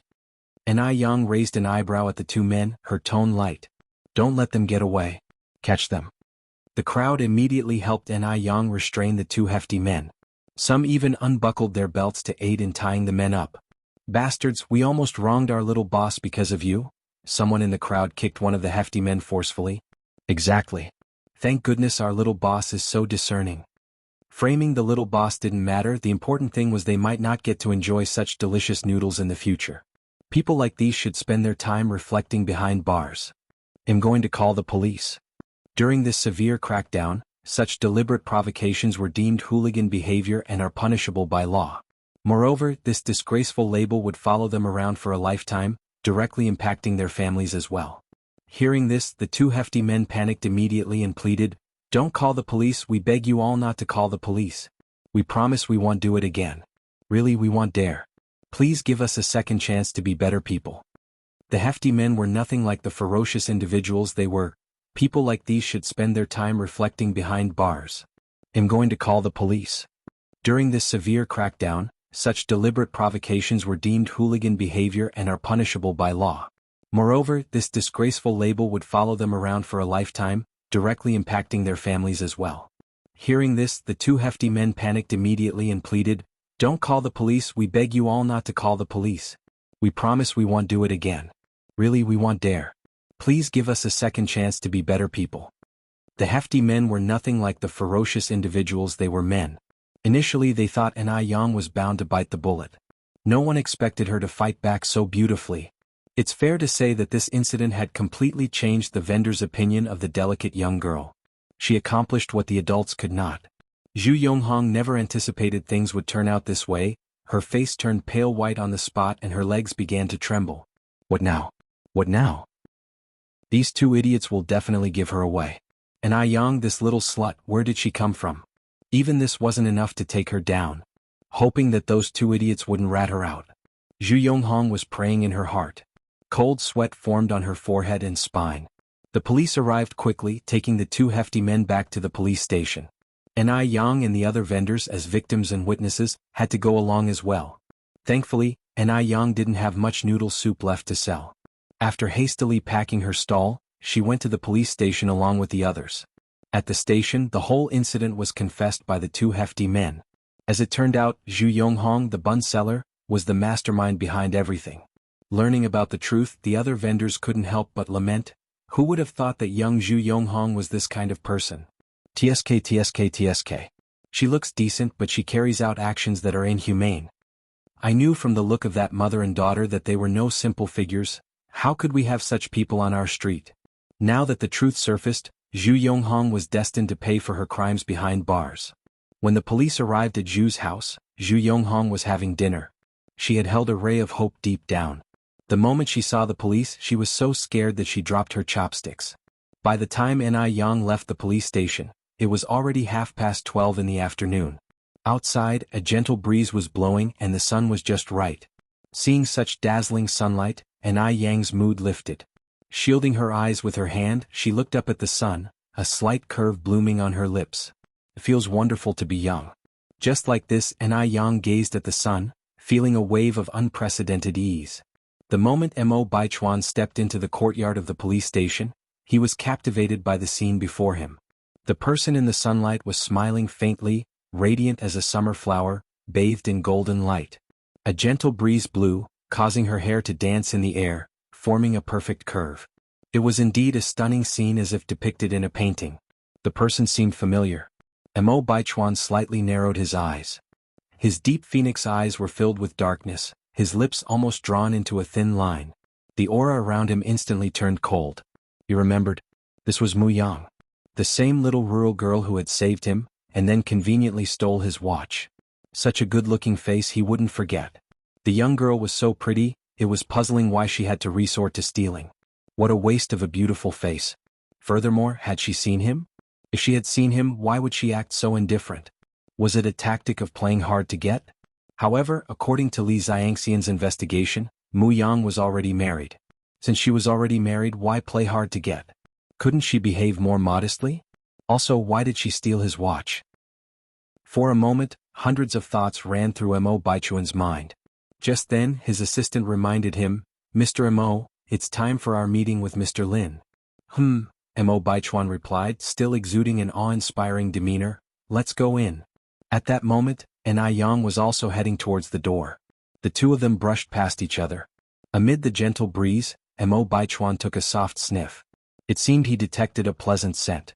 Faint, a bit like bamboo, yet not like orchids, but with a slight hint of plum. Mo Baichuan thought that Yang would recognize him when they brushed past each other. After all, he had once promised Yang that she could come to Beijing to find him when in difficulty. Therefore, her purpose of coming to Beijing must be because of him. However, things didn't go quite as Mo Baichuan expected. Not only did Yang fail to recognize him, but she didn't even spare him an extra glance. Time flies quickly. In the blink of an eye, 3 days had passed. Yang's business had been thriving for these 3 days. Today it had been raining continuously since morning. After selling off all the noodles, Yang rushed home. Rainy days were perfect for lounging at home and watching TV while munching on some sunflower seeds. But considering she hadn't yet managed to buy a TV, Yang had to scrap that plan. Yang went to the kitchen, kneaded some dough, sliced some tomatoes, apples and bananas, and lit the oven to prepare to bake some bread and dried fruit as snacks. Just as she finished preparations, Yang Guobao, hand in hand with Gooden, came in from outside with a smile. Sister Yang. Chapter 51 Hosting a Party, the stylish famous doctor from Jiangnan Guobao Gooden Yu came. And Yang turned around and smiled.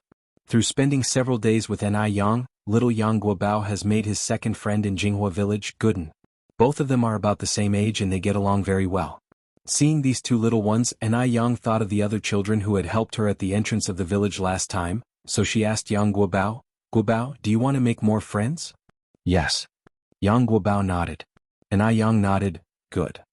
Then she turned to Gooden and said, "Gooden, can you go to the village and call the other kids to come over and play?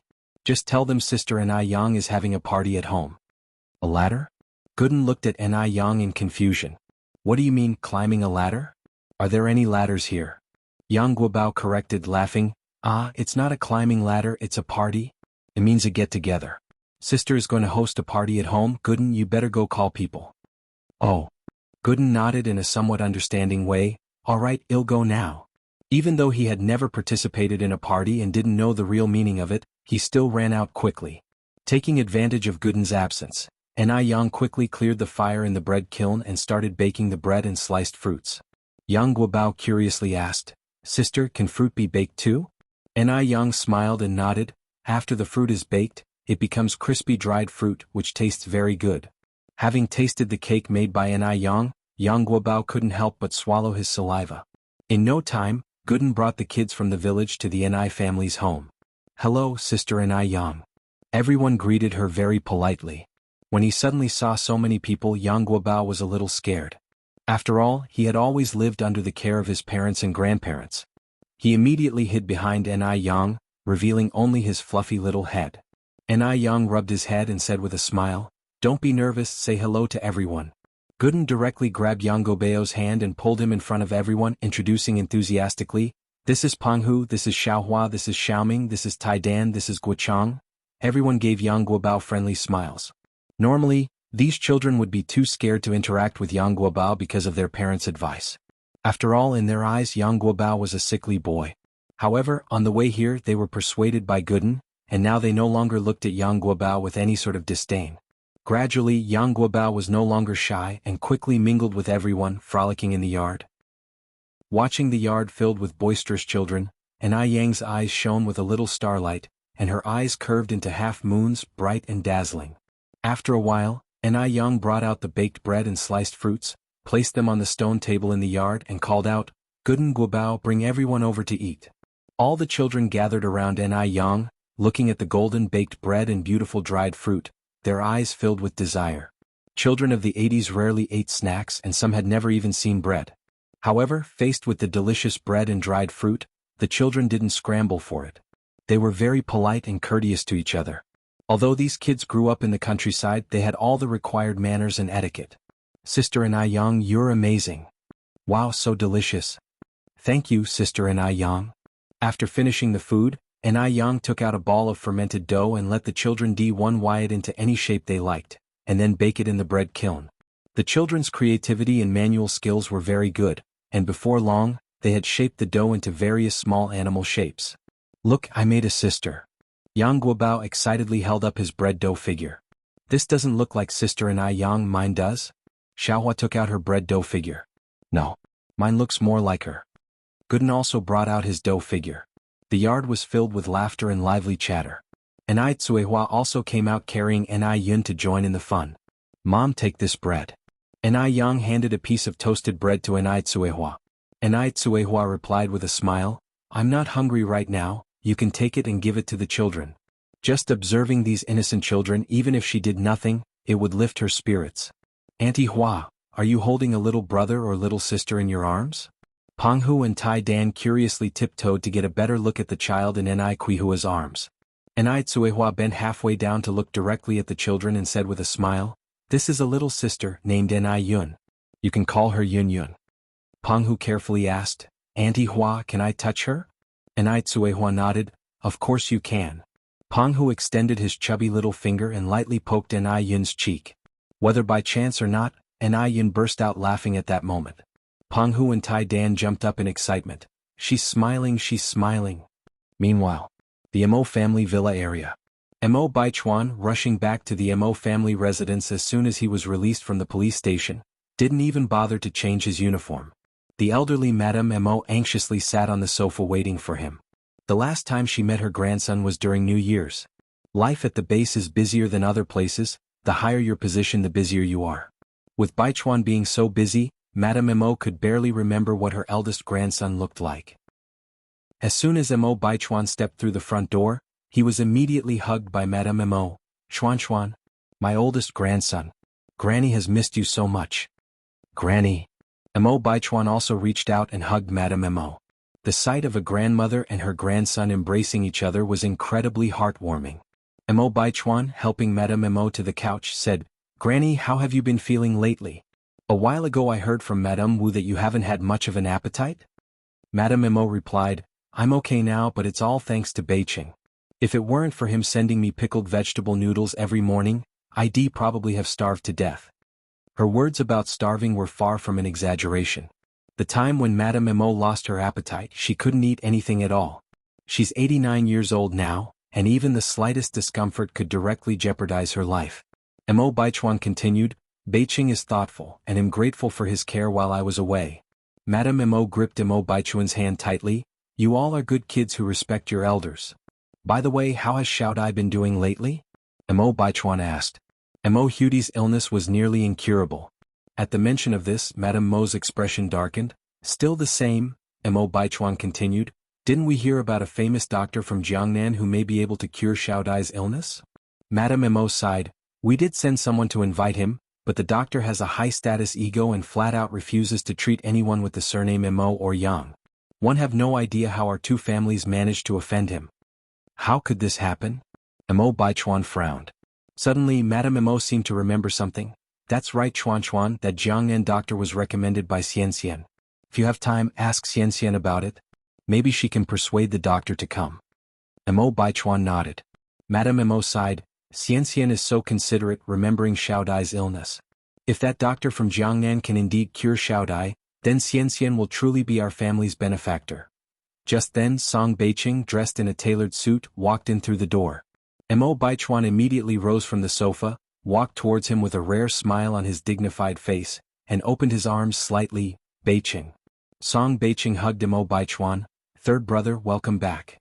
The two embraced tightly. One was in a sharp uniform, the other in a well-tailored suit. The former was rebellious and cold, emitting an intimidating aura of an elite. The latter, standing tall, his eyes gleamed like stars, radiating an aura of a scholar. Both standing together, even without doing anything, were a sight for sore eyes, outshining the pretty boys on the silver screen. Moreover, the two brothers, just 1 year apart, have shared a deep bond from childhood, even better than that of biological brothers in other families. Chapter 52. Please come back. First update. 1. The ages of the pair of cousins were only 1 year apart. They loved each other deeply from childhood and were closer than most siblings. Third brother, are you going to stay at home a little longer this time, to spend more time with our grandmother? Song Beiqing spoke lightly. Coach Mo's eyes were also filled with anticipation as she looked at Mo Baichuan. Mo Baichuan knitted his brows slightly. "I might not be able to, I came with duties this time, I will have to go back the day after tomorrow." Coach Mo was surprised for a moment. "Ah? So soon?" Then, she added regretfully, "I was planning to get you to meet the Zhou family's daughter tomorrow." Mo Baichuan was quite old, but he hadn't even held a girl's hand yet. Coach Mo was really anxious. Every day she thought about arranging a blind date for Mo Baichuan, but to her disappointment he was always too busy. Hearing this, the memory of a beautiful face appeared in Mo Baichuan's mind. He fist-bumped his lips to disguise his embarrassment and said seriously, "I'm still young, there's no rush." "You are already 26. Still young?" Coach Mo couldn't help but feel anxious. "When your grandmother was at your age, your aunt was already running around." "I don't care, you must meet the Zhou family's young lady tomorrow. I'm telling you, not only is she a beauty, but she's also a top-grade student who studied abroad. Anyways, your grandmother is very satisfied." The person that Coach Mo really liked was Li Xianxian. But Mo Baichuan had no interest in Li Xianxian at all. With no other choice, Coach Mo had to introduce other girls to Mo Baichuan as a backup plan. Mo Baichuan pulled Song Beiqing to his side as to take the bullet for him. "Beiqing is only a few months younger than me, isn't he also a bachelor?" Song Beiqing mercilessly added, "I only just broke up with my girlfriend. Unlike you, a perennial bachelor, who has not even held a girl's hand before.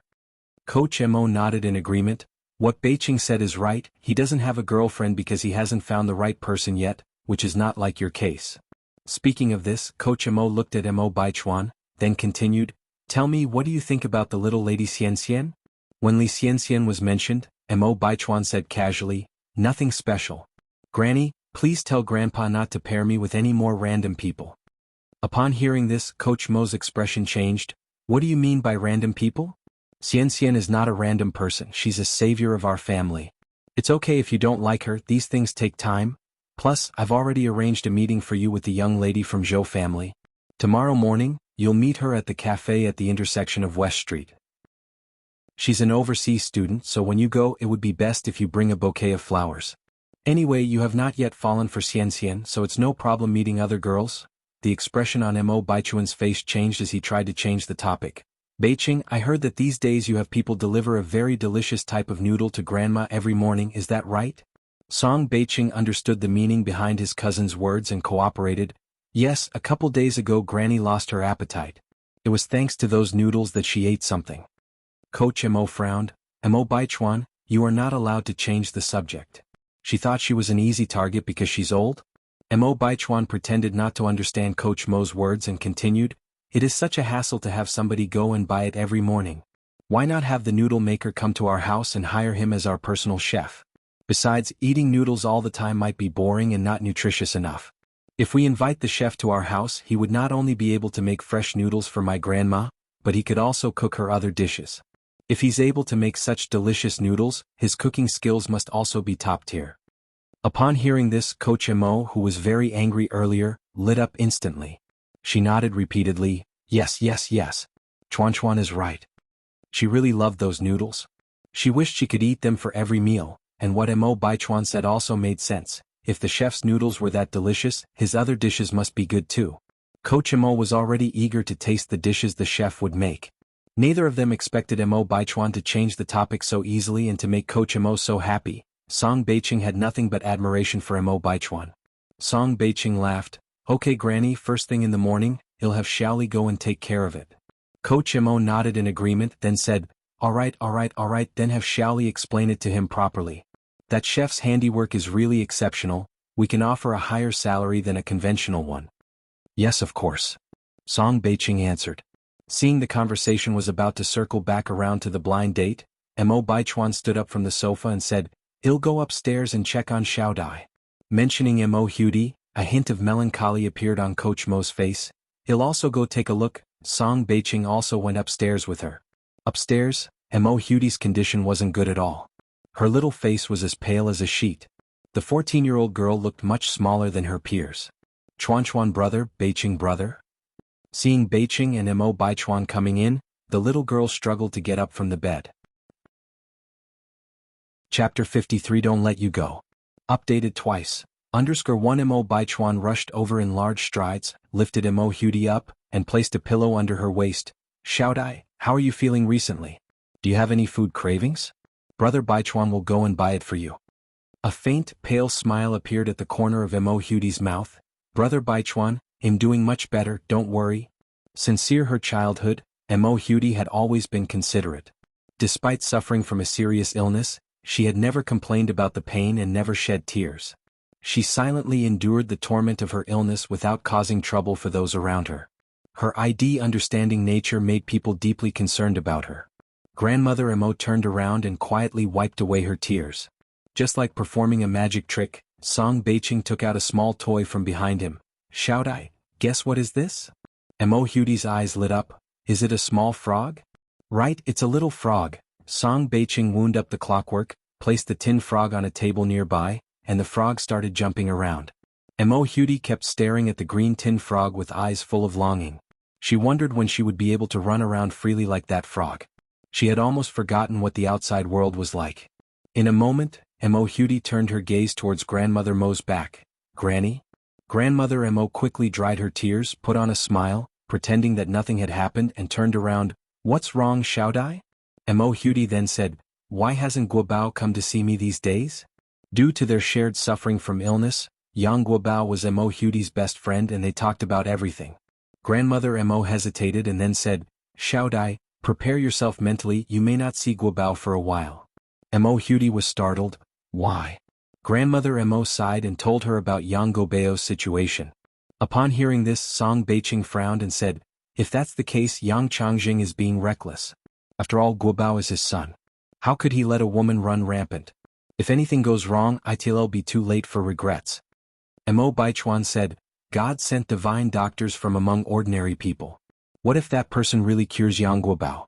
Even though Dr. Wang is an imperial doctor, it doesn't mean he can do everything. After all, there are always people better than us and there is always a higher sky above the one we see. Grandmother Mo added, but I heard from Guobao's grandmother that the barefoot doctor who claimed to be able to cure Guobao is a 17-year-old girl. How many 17-year-old divine doctors have you seen? Even the divine Dr. Hua Tua only became famous in his 30s. I think she's probably a fraud. And to think that Wang Meifeng is a college student. How could a college student make such a mistake? With a sigh, Grandmother Mo continued, poor Guobao. I hope Wang Meifeng realizes her mistake soon, brings Guobao back before it's too late, and doesn't let any accident happen. The Yang family was also very worried. Yang Changjing has been wanting to go to Jinghua village to bring back mother and son, Wang Meifeng and Yang Guobao. But this idea was obstructed by Zhou Suhua. People like Wang Meifeng should suffer a bit more, otherwise she will never know her mistakes. You are not allowed to go and pick her up, I want her to come back and beg us on her knees. Zhou Suhua said angrily. Yang Changjing frowned, Mom, it's been almost a month. Meifeng didn't even bring any medicine for Guobao. Guobao needs to take his medication every 2 weeks, I am worried about his health. Anyway, you are not allowed to go. Zhou Suhua insisted, Wang Meifeng is an adult. If something happens to Guobao, she should pay for her actions. Yang Changjing was distressed, but Guobao, Zhou Suhua continued, if Wang Meifeng can't take it anymore, she will come back to beg us. If you go and bring her back this time, next time, won't Wang Meifeng take advantage of me, her mother-in-law? A daughter-in-law should know her place. Zhou Suhua would never allow Wang Meifeng to challenge her authority as a mother-in-law. Seeing his mother behave like this, Yang Changjing sighed helplessly and decided to follow his mother's suggestion. He hoped Wang Meifeng would realize her mistake sooner and bring Yang Guobao back. In the Anai family's house. Anai Yang got along well with the children of the village that day. From then on, every time the children heard the adults discussing anything unfavorable about Anai Yang, they would immediately defend her. Never underestimate the power of kids. Through their efforts, the village undoubtedly had fewer rumors about Anai Tsuehua and her daughter Anai Yang. Even children like them, they couldn't be bad people. The next day, Anai Yang set up her stall as usual. At the same time, it was also her first morning selling homemade pickled vegetables. As usual, Li Gongqing was the first in line. After paying, he thought for a moment before asking, Young boss, what time do you usually close your stall? Anai Yang looked at him strangely, around 11:30, do you need anything? Li Gongqing averted his gaze, feeling a little awkward. He then said, can you wait for me to come after 11 o'clock? If Anai Yang really agrees to become a chef at the Mo family, then he won't have many opportunities to see her anymore. Due to his selfishness, Li Gongqing hoped Anai Yang would refuse. Anai Yang nodded slightly, all right. One's appearance mirrors one's heart, and Anai Yang could see Li Gongqing wasn't a bad person, so she didn't refuse him. Maybe he really needed something from her. The customers responded well to the new pickles. Almost everyone said that this morning's pickled vegetable noodles tasted even better than a few days ago. It was almost noon by 11:30. Anai Yang officially closed her stall. At the same time, Li Gongqing came cycling from a distance. Panting heavily, he ran to Anai Yang. I'm sorry for being late, young boss.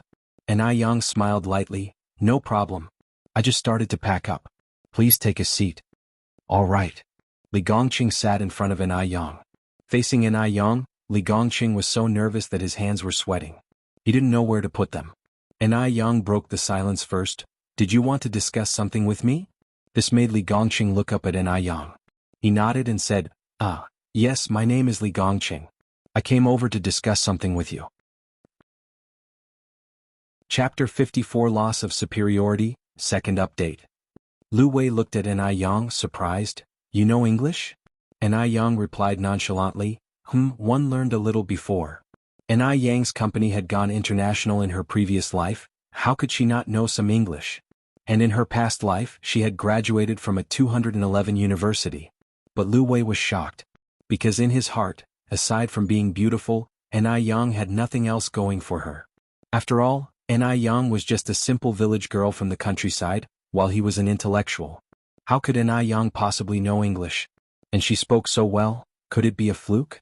Preserving this line of thought, Lu Wei continued, "Then can you come over and see if there's any difference between these two words?" Anai Yang walked over, looked at the words Lu Wei was pointing out, then said, "This one is pronounced admiring. One, although it and admirable are both adjectives, the former refers to things or people that inspire admiration, often serving as a predicate or a descriptive word. The latter means worthy of admiration and can be used to describe things or people, primarily as an attribute." Her tone was gentle, pure and measured, like breezes in April, pleasing to the heart and delightful to the mind. After Anai Yang explained, Lu Wei was stunned. He couldn't help but ask, "And, Anai Yang, what's your educational background?" "I have a junior high school education," Anai Yang replied calmly. "I just passed high school last year, but for some reasons one didn't go." "She learned English in junior high?" Lu Wei furrowed his brows. What was happening? Or did Anai Yang just happen to know these two English words? And even if Anai Yang had indeed studied, she was a junior high school student, she couldn't possibly know more than he, a high school student? He was an excellent student and the class monitor, how could he be worse than a junior high school student? Thinking of this, Lu Wei's eyes were filled with complicated emotions, he felt quite uncomfortable. Anai Yang didn't have time to guess what a teenager in puberty was thinking. She continued, "I've put the things away, I'm leaving first." "Okay." Lu Wei came back to his senses, waving at Anai Yang, "Goodbye. Goodbye." Lu Wei watched Anai Yang's departing figure and quietly clenched his fists. No matter. Even if Anai Yang's English was really good, she was still just a junior high school graduate. He's going to college in the future and becoming a college student. How could Anai Yang, a junior high school student, compare to himself, a future college student? And Anai Yang was still a country bumpkin. Even if he ended up with her in the future, she would be the one reaching up. Today was the day Anai Tsuehua completed her first month postpartum, so Anai Yang went to the vegetable market and bought a lot of vegetables, planning to celebrate at home tonight. Additionally, Anai Yang bought over 100 pounds of pak choy to make sour cabbage. She now used almost 15 pounds of sour cabbage every day, so she needed to stock up more, or else green vegetables would increase in price when winter comes, and the taste of the sour cabbage made in summer is more pure and tangy. On the way back, Anai Yang ran into many villagers. She clearly felt that the villagers' attitudes towards her were much friendlier than before, and their smiles now seemed more genuine. When Anai Yang got home, she cleaned and pickled the pak choy, then went to the river to catch fish, picked up some river snails and then went home to prepare dinner.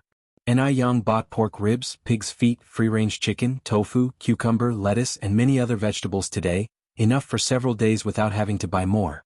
Anai Tsuehua chuckled, "It's not a big day, there's no need to prepare so much food." Anai Yang fed the broken lettuce leaves to the little rabbits. "You finished your sitting month and my little sister is 1 month old today. Isn't it a major event? One will prepare a few more dishes tonight to celebrate fully." Over the past month, the little rabbits had grown much fatter. They hopped around each day, adding a lot more vitality to the yard. Anai Tsuehua continued, "Actually, there's no need to waste money, it isn't easy for you to earn money from your business." Anai Yang grabbed Anai Kuihua's hand, looked at her and said, "Mom, we have money now, you don't have to be like before, things will only get better from now on." In fact, Anai Tsuehua had changed a lot over the past month, not only in terms of personality but also appearance and figure. Her skin had become much fairer, the wrinkled is around her eyes had lightened, her chest had become firmer, and the skin on her face had clearly tightened a lot. Compared to a month ago, Anai Tsuehua seemed like a different person. At these words, Anai Tsuehua nodded, a warm light gleaming in her eyes. She knew how much it took for a mother and daughter to get to where they were today. Especially Anai Yang. Just a 17-year-old girl, shouldering all the burdens alone. From now on, she, as a mother, must become strong and absolutely not hold her daughter back. Anai Yang prepared a lot of sumptuous dishes that evening. There were roasted pig's feet, chicken mushroom stew, sweet and sour pork ribs, pig's feet and kelp braised carp, mapo tofu and stir-fried cucumber with chili. The main course was ear fungus jujube porridge and toasted bread.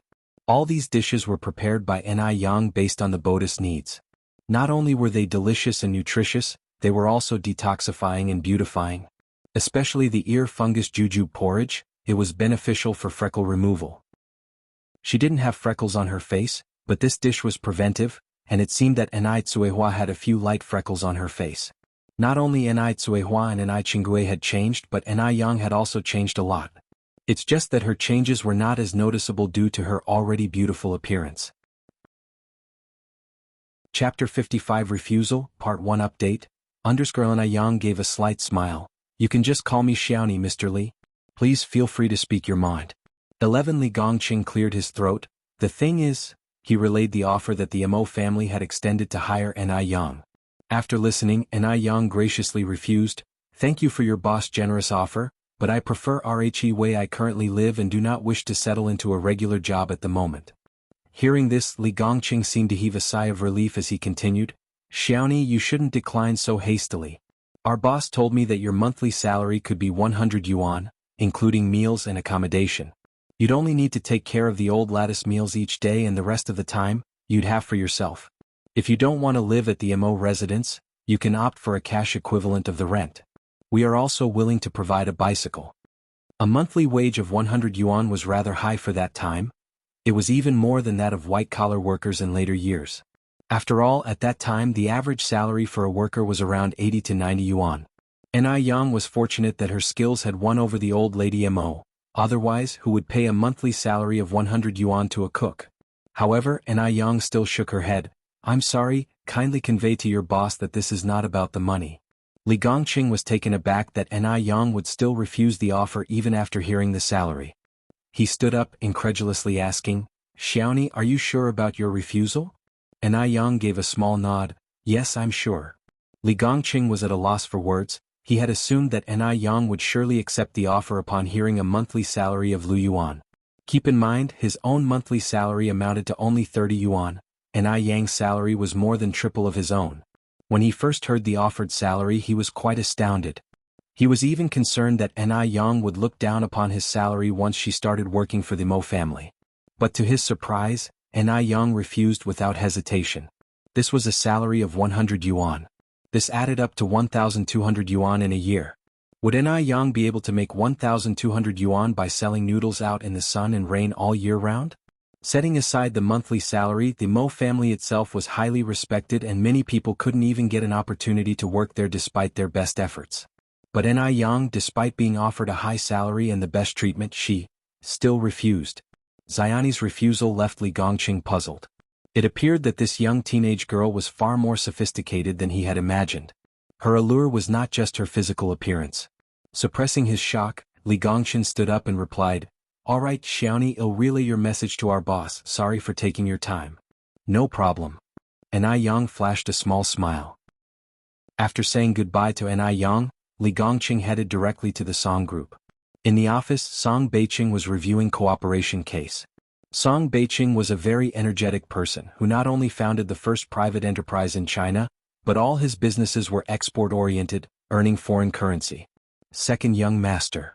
Song Beiqing put down the document in his hand and glanced up at Li Gongqing. Why are you here? You could have taken her directly to the old lady. Li Gongqing hesitated briefly, then continued, Second young master, the noodle stall owner, she has rejected us. Refused? Song Beiqing one's brows furrowed slightly. Li Gongqing nodded, yes. Song Beiqing asked, is she discontented with the salary or the remuneration? Li Gongqing shook his head and truthfully conveyed Enai Yang's words, neither. She said that she really likes her current lifestyle and doesn't want to settle into an organized work environment. Moreover, she said, this is not a question of salary or treatment. Hearing this, Song Beiqing slightly arched his eyebrows. It seemed, based on Li Gongqing's description, that this noodle stall owner was an interesting character. However, Song Beiqing never believed that there were people in this world who didn't love money. He decided, all right then, you'll take me to her tomorrow morning. Li Gongqing was slightly surprised. Second young master, you will go personally? The second young master always had a multitude of things to deal with every day. How could he go personally to handle such matters? Song Beiqing nodded. Yes, I'll go and meet her myself. Yes. Song Beiqing wanted to personally meet the noodle stall owner. Having contested in the business world for so many years, he had never met someone who didn't care about money. Someone who was even setting up a stall, yet was claiming not to care about money. Wasn't this a joke? Hearing this, Li Gongqing was stunned for a moment before replying, all right then, I'll make the arrangements. Okay. Song Beiqing nodded lightly. You may leave now. Li Gongqing complied and withdrew. Elsewhere, Ni Yang continued with her routine of raking chairs and tables over to Lu Dongliang, the shop owner's place. Today was Saturday, and Lu Wei sat outside reading English on a small stool. In 1978, the college entrance examination resumed and English was formally included as a subject in 1983. Prior to that, Chinese people didn't stress much on English, so even a top student like Lu Wei found it a bit challenging, especially with inadequate prior foundation. When Lu Wei read a particular word, Ni Yang looked up slightly, her lips parted to correct him. That word should be pronounced admirable. Her pronunciation was impeccable American English, even better than the radio broadcasters. Sir, the novel Fire. NT website on Google to access chapters of novels early and in the highest quality. If you find any errors, ads pop up, ads redirect, broken links, non-standard content, etc., please let us know. Reports so we can fix it as soon as possible. Chapter 56 Visit from Mr. Song Tui. During dinner, Wang Meifeng and her son Yang Guobao just happened to drop by the NIS residence. Arriving just in the nick of time, Ni Yang warmly invited them, and the mother and son duo sat down for the meal. It was Wang Meifeng's first time eating the dishes prepared by Ni Yang. She couldn't praise her enough. Yang, your culinary skills are simply exceptional. Even better than a professional chef at a restaurant. Ni Yang felt rather embarrassed by the glowing compliment. Wang Meifeng's trust in Ni Yang had grown over time and she often visited the Ni residence. For the past month, Yang Guobao's illness had been acting up less and less. What used to be every 3 days had now become once every week. However, Wang Meifeng was not planning to return home yet. She intended to return after 3 months and then take Yang Guobao to the city hospital for a full-body checkup.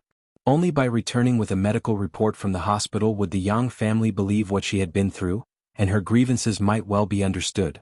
And only then could they, as mother and son, truly be accepted by the Yang family. After they finished the meal, Wang Meifeng offered to do the dishes, but Ni Yang quickly retorted, "Absolutely not, Aunt Wang. You're our guest, we can't have you doing the dishes." Wang Meifeng, however, insisted, "One need to return the favor. Washing a few dishes is nothing. If you refuse, I may feel uncomfortable visiting your home in the future." After such a scrumptious meal prepared by Ni Yang, it would be unconscionable if they left a whole table full of dirty dishes for Ni Yang to clean on her own. Wang Meifeng was not someone who lacked consideration. Seeing how determined Wang Meifeng was, Ni Yang reluctantly agreed, "All right, then let me help by drying the dishes." In the kitchen, Wang Meifeng and Ni Yang washed the dishes. Meanwhile, Ni Qingrui was chatting with Ni Tsuehua in the living room. Looking at Ni Yun, she smiled, "This child is growing so quickly, Tsuehua. You're fortunate to have such competent and adorable daughters. Unlike me, I only have a disobedient daughter who married and moved far away." Ni Chengui's eyes welled up with tears as she spoke. Her life had been tough. She lost her husband before turning 40, and her only daughter married into a family far away. This made it hard for them to even meet. As she got older, she thought she wouldn't be able to count on anyone. Whenever these thoughts struck her, Ni Qingrui would feel an overwhelming sadness. Ni Tsuehua sighed, carefully choosing her words to console Qingrui. "Have you ever thought about finding someone else? You're still young, you cannot possibly spend your life alone." Ni Qingrui bitter laughed. "My daughter is about to have a child. If one get another man now, won't it be a laughing stock?" This era was not as progressive as the modern times. If a woman lost her husband, she'd often stay a widow for life. Upon hearing this, Ni Tsuehua fell into a deep silence, tightly hugging the child in her arms. Words failed to escape her lips. Back in the kitchen, Wang Meifeng finished washing the last dish and looked at Ni Yang. "Thanks to the medication you provided last time, Guobao's condition has improved tremendously. It's been over a week since he last fell ill. By the way, I forgot to ask you last time. Are there any restrictions while consuming the medication? Like what he can or cannot eat?" Ni Yang smiled. "There isn't any particular dietary restriction. He just should avoid foods that can reduce the potency of the medicine, like bananas and pineapples. Although these fruits should not be eaten with traditional Chinese medicine, they were quite precious and rarely accessible, especially in rural areas. Even catching a glimpse was tough, let alone consuming them." Wang Meifeng nodded in understanding. "Okay, I got it, Yang. Thank you." If it hadn't been for Ni Yang, Yang Guobao wouldn't be where he is now. Over the past month, not only had Yang Guobao's physical health improved significantly, but his mental state and personality had also undergone a tremendous transformation compared to a month ago. When Yang Guobao was in Beijing, he only had one friend, Mo Fludai. Since Hudi fell ill and was bedridden, no other children were willing to play with Yang Guobao. Here, however, Yang Guobao made a bunch of friends through An Yang. Even though Yang Guobao didn't express it, her mother knew very well that her son had been genuinely happy lately. The next day, at the morning market on Yurdist Road. Perhaps because of the change in pickled vegetables, the pickled vegetable noodles sold extremely well. It was barely 10 o'clock in the morning, and An Yang was already preparing to close her stall. Just then a black car slowly stopped by the roadside. Li Gongqing emerged from the driver's seat, circled over to the passenger side and respectfully opened the car door. "Second master, we've arrived." The car door opened to reveal a neatly clad leg stepping out. The first thing to catch the eye was a shiny pair of leather shoes. Moving upward, the man was seen wearing a tailored handmade suit, a neat tie, and his fine phoenix eyes were hidden behind gold-rimmed spectacles. He stepped out of the car and his eyes turned towards the alleyway. "Is this the place?" he asked, sounding incredulous. He hadn't expected that the noodles, so highly praised by the elderly lady of the Mo family, would be from such a decrepit alleyway. "Yes, second master, this is the place," Li Gongqing replied respectfully. Song Beiqing nodded slightly and said, "Lead the way." "Right away, second master." "Please follow me." Li Gongqing strode ahead.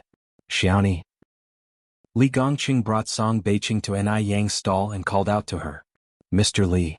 An Yang looked up in surprise, a faint smile appearing on her face. An Yang was facing away from the sun. As she turned her head, it seemed as if her smile was the only thing left in the sunlight, illuminating like a starry river. Everything else became a mere backdrop. Song Beiqing hadn't expected that the noodle maker would be a woman, and such a young one at that. In Song Beiqing's imagination, whoever could make such delicious noodles should at least be an old craftsman with decades of expertise. Just as Song Beiqing was still recovering from his surprise, Li Gongqing introduced, "Xiaoni, this is my boss. Second master, this is the noodle master, Xiaoni." The first sentence was addressed to An Yang, and the latter was for Song Beiqing. Song Beiqing quickly collected his thoughts and extended his hand toward An Yang. "Hello, Miss An I'm Song." After reaching out, Song Beiqing regretted it a bit. He was accustomed to shaking hands in business environments, but this time he was dealing with such a young girl. Would she understand that shaking hands was a courtesy? At that time, China had not yet adopted the more open customs of foreign countries, and the practice of shaking hands was not widespread. If this young lady misunderstood and thought he was acting indecently, it would be quite embarrassing. Caught in this predicament, Song Beiqing didn't know whether he should retract his hand or leave it hanging mid-air. Just as Song Beiqing felt embarrassed, An Yang politely smiled and lightly shook his extended fingers. "Hello, Boss Song. You can simply call me Xiaoni." Chapter 57 Visit from Mr. Song Tui. During dinner, Wang Meifeng and her son Yang Guobao just happened to drop by the NIS residence. Arriving just in the nick of time, An Yang warmly invited them, and the mother and son duo sat down for the meal. It was Wang Meifeng's first time eating the dishes prepared by An Yang.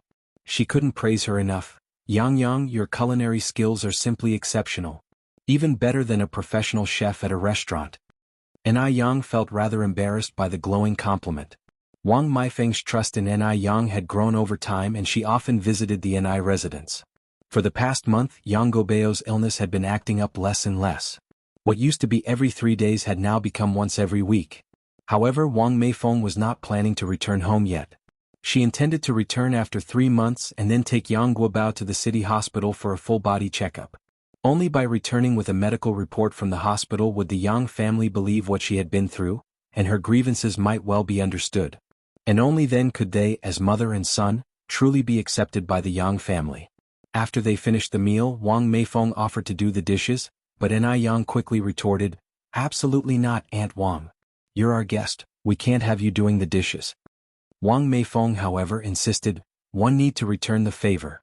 Washing a few dishes is nothing. If you refuse, I may feel uncomfortable visiting your home in the future." After such a scrumptious meal prepared by An Yang, it would be unconscionable if they left a whole table full of dirty dishes for An Yang to clean on her own. Wang Meifeng was not someone who lacked consideration. Seeing how determined Wang Meifeng was, An Yang reluctantly agreed, "All right, then let me help by drying the dishes." In the kitchen, Wang Meifeng and An Yang washed the dishes. Meanwhile, Enai Chingre was chatting with Enai Tsuehua in the living room. Looking at Enai Yun, she smiled. This child is growing so quickly, Tsuehua. You're fortunate to have such competent and adorable daughters. Unlike me, I only have a disobedient daughter who married and moved far away. Enai Chenghui's eyes welled up with tears as she spoke. Her life had been tough. She lost her husband before turning 40, and her only daughter married into a family far away. This made it hard for them to even meet. As she got older, she thought she wouldn't be able to count on anyone. Whenever these thoughts struck her, Enai Chingui would feel an overwhelming sadness. Enai Tsuehua sighed, carefully choosing her words to console Chingui. Have you ever thought about finding someone else? You're still young, you cannot possibly spend your life alone. Enai Chingui bitter laughed. My daughter is about to have a child. If one get another man now, won't it be a laughing stock? This era was not as progressive as the modern times. If a woman lost her husband, she'd often stay a widow for life. Upon hearing this, Enai Tsuehua fell into a deep silence, tightly hugging the child in her arms. Words failed to escape her lips. Back in the kitchen, Wang Meifeng finished washing the last dish and looked at Enai Yang. Thanks to the medication you provided last time, Gobeo's condition has improved tremendously. It's been over a week since he last fell ill. By the way, I forgot to ask you last time. Are there any restrictions while consuming the medication? Like what he can or cannot eat? Enai Yang smiled. There isn't any particular dietary restriction. He just should avoid foods that can reduce the potency of the medicine, like bananas and pineapples. Although these fruits should not be eaten with traditional Chinese medicine, they were quite precious and rarely accessible, especially in rural areas. Even catching a glimpse was tough, let alone consuming them. Wang Meifeng nodded in understanding. Okay, I got it, Yang Yang. Thank you. If it hadn't been for Enai Yang Guobao wouldn't be where he is now. Over the past month, not only had Yang Guobao's physical health improved significantly, but his mental state and personality had also undergone a tremendous transformation compared to a month ago. When Yang Guobao was in Beijing, he only had one friend, Mo Fludai. Since Hudi fell ill and was bedridden, no other children were willing to play with Yang Guobao. Here, however, Yang Guobao made a bunch of friends through Enai Yang. Even though Yang Guobao didn't express it, her mother knew very well that her son had been genuinely happy lately. The next day, at the morning market on Yurdist Road. Perhaps because of the change in pickled vegetables, the pickled vegetable noodles sold extremely well. It was barely 10 o'clock in the morning, and Enai Yang was already preparing to close her stall. Just then, a black car slowly stopped by the roadside. Li Gongqing emerged from the driver's seat, circled over to the passenger side and respectfully opened the car door. Second master, we've arrived. The car door opened to reveal a neatly clad leg stepping out. The first thing to catch the eye was a shiny pair of leather shoes. Moving upward, the man was seen wearing a tailored handmade suit, a neat tie, and his fine phoenix eyes were hidden behind gold-rimmed spectacles. He stepped out of the car and his eyes turned towards the alleyway. Is this the place? He asked, sounding incredulous. He hadn't expected that the noodles, so highly praised by the elderly lady of the Mo family, would be from such a decrepit alleyway. Yes, second master, this is the place, Li Gongqing replied respectfully. Song Beiqing nodded slightly and said, lead the way. Right away, second master. Please follow me. Li Gongqing strode ahead. Xiaoni. Li Gongqing brought Song Beiqing to Enai Yang's stall and called out to her. Mr. Li. Enai Yang looked up in surprise, a faint smile appearing on her face. Enai Yang was facing away from the sun. As she turned her head, it seemed as if her smile was the only thing left in the sunlight, illuminating like a starry river. Everything else became a mere backdrop. Song Beiqing hadn't expected that the noodle maker would be a woman, and such a young one at that. In Song Beiqing's imagination, whoever could make such delicious noodles should at least be an old craftsman with decades of expertise. Just as Song Beiqing was still recovering from his surprise, Li Gongqing introduced, Xiaoni, this is my boss. Second master, this is the noodle master, Xiaoni. The first sentence was addressed to Enai Yang, and the latter was for Song Beiqing. Song Beiqing quickly collected his thoughts and extended his hand toward Enai Yang. Hello, Miss Enai. I'm Song. After reaching out, Song Beiqing regretted it a bit. He was accustomed to shaking hands in business environments, but this time he was dealing with such a young girl. Would she understand that shaking hands was a courtesy? At that time, China had not yet adopted the more open customs of foreign countries, and the practice of shaking hands was not widespread. If this young lady misunderstood and thought he was acting indecently, it would be quite embarrassing. Caught in this predicament, Song Beiqing didn't know whether he should retract his hand or leave it hanging mid-air. Just as Song Beiqing felt embarrassed, An Yang politely smiled and lightly shook his extended fingers. "Hello, Boss Song. You can simply call me Xiaoni." Chapter 58 Sky-High Invitation. _1 The girl's hand was soft, delicate and slightly cool to the touch. It left him with a strange sensation as if it could reach his heart, causing him a hint of lightheadedness. What surprised Song Beiqing more was that this girl knew how to shake hands. Not only that, but she also understood the protocol very well. She barely grasped his hand, quickly let go after a light grip, showing courtesy without feeling awkward, as though she had undergone professional training. If she were some kind of socialite, that would be one thing. But she was just a noodle seller. After letting go, An Yang asked, "May first know the reason for Mr. Song's visit?" Song Beiqing slowly began, "Ms. An, you should be very clear about the purpose of my visit." Compared to the term Miss, Comrade was more popular in this era, but since Song Beiqing was a businessman and with his international outlook, his thinking was far ahead of most people. An Yang was smart, she knew what Song Beiqing meant. Her red lips slightly parted, rejecting softly, "Thank you for your kind intentions, Mr. Song. If you are here for that matter, one must apologize. One might disappoint you." Song Beiqing smiled in response, "Is Ms. An really not considering it anymore?" An Yang shook her head slightly, "No need." Half closing his eyes, Song Beiqing softly said, "I've heard that Ms. N's business is very good. Every morning people line up to buy your noodles. If you sell about 600 bowls of noodles every day and each bowl is for 3 cents, then including cost you earn about 180 yuan per day, which is 5,400 yuan per month. Comparing this amount, it seems the 100 yuan monthly salary one offered was indeed too little." It was only after calculating that he realized how shocking the numbers were. This young girl might be of tender age, but her earning ability was anything but. No wonder she had scoffed at his previous offer of a 100 yuan monthly salary. It seemed that it wasn't about her not loving money, but rather his offer lacking in comparison to her appetite. Song Beiqing looked at An Yang and continued, "I apologize, Ms. An, for the lack of sincerity in my previous offer. Now 1 am willing to hire you for double your current monthly income. What do you say?" At these words, even Li Gongqing was astonished. Twice the income. The second master just said that An Yang earns 5,400 yuan a month. So how much was double? Li Gongqing quickly calculated in his mind, and once he got the answer, he looked at An Yang, his eyes full of disbelief. An Yang earns 5,400 yuan a month selling noodles? And second master, he's really willing to offer over 10,000 yuan to hire a noodle cook? If second master wasn't joking, then he definitely must be crazy. No matter how rich, money couldn't withstand such reckless spending. An Yang's face was still calm, as if unaffected by Song Beiqing's offer. "Mr. Song, I'm sorry to disappoint you, my answer stands.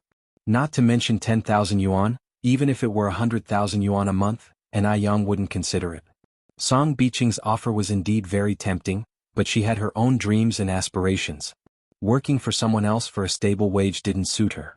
However, it must be said, Song Beiqing was being quite obstinate, willing to spend 10,000 yuan to hire a cook. The disparity between the rich and the poor was indeed seriously imbalanced regardless of the era. While some people still haggled over a cent for a bun, the wealthy were willing to spend tens of thousands to hire a cook to satisfy their palate. She didn't understand the world of the rich. However, no matter how things changed, the rules of survival remain the same. Fate would not cheat those who strive and work hard. Time would give you everything you want. An Yang never believed in fate, nor in anyone else. She trusted only herself. Refuse? Song Beiqing frowned slightly, a flicker of displeasure in his eyes. He continued, "Ms. An, this salary isn't low. In all of Beijing, perhaps only 1 am willing to hire you for this sum." She wasn't satisfied with 10,000? This girl looked modest, but apparently her appetite was huge. An Yang smiled softly, "Mr. Song, you misunderstand, it is not a matter of money." Before An Yang could finish her sentence, Song Beiqing interrupted, 20,000. There must be no one he couldn't convince with money. An Yang's expression remained unchanged. "Mr. Song, I've made it very clear that it is not about the money. Even if you increase the offer to 100,000 or 200,000, one will not, 50,000. Song Beiqing interjected again, his tone nonchalant as if the money was just a mere number in his eyes. Song Beiqing was usually arrogant. He even managed to negotiate with the most shrewd foreigners on the business field. How could he not convince a young girl? Men tend to have a dominant nature, they naturally love for conquest. To conquer everything. And I Young smiled slightly and stated bluntly, "It's pointless to keep discussing when we're not on the same page, Mr. Song. One apologize but one have things to attend to." As soon as she finished speaking, she picked up her stool and started walking towards the neighboring shop. "Ms. N.I." Song Beicheng extended his long leg and blocked N.I. Yang's path. "1 a.m. serious right now and am not joking with you." N.I. Yang glanced up at him, "And 1 a.m. not joking either, Mr. Song. There's a principle that you ought to understand."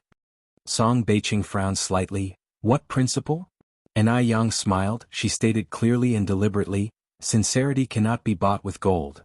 Once she had spoken, she moved past Song Beicheng and continued on her way toward the neighboring shop.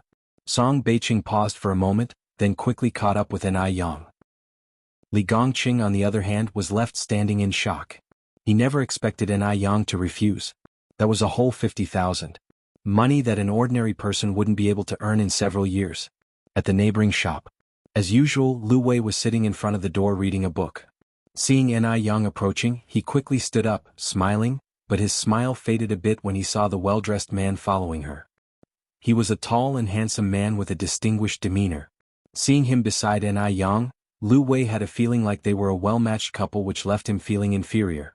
But he didn't understand why such an excellent man would take a fancy to N.I. Yang. Other than being pretty, N.I. Yang didn't seem to have any other advantages. No education, no family background. Maybe their relationship wasn't what he had been thinking. Thinking this way made Lu Wei feel a little better. He walked over to N.I. Yang, reaching for the stool. "N.I. Yang, you're here." N.I. Yang nodded slightly, not handing him the stool. "One can do it myself." That was to say, her relationship with Lu Wei was not yet to the point where she would let him carry things for her.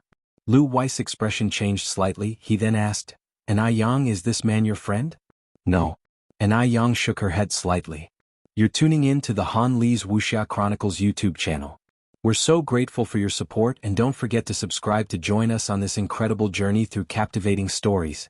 Your generosity through donations truly makes a world of difference, as it's the primary source of revenue that allows me to expand and enhance this channel for you.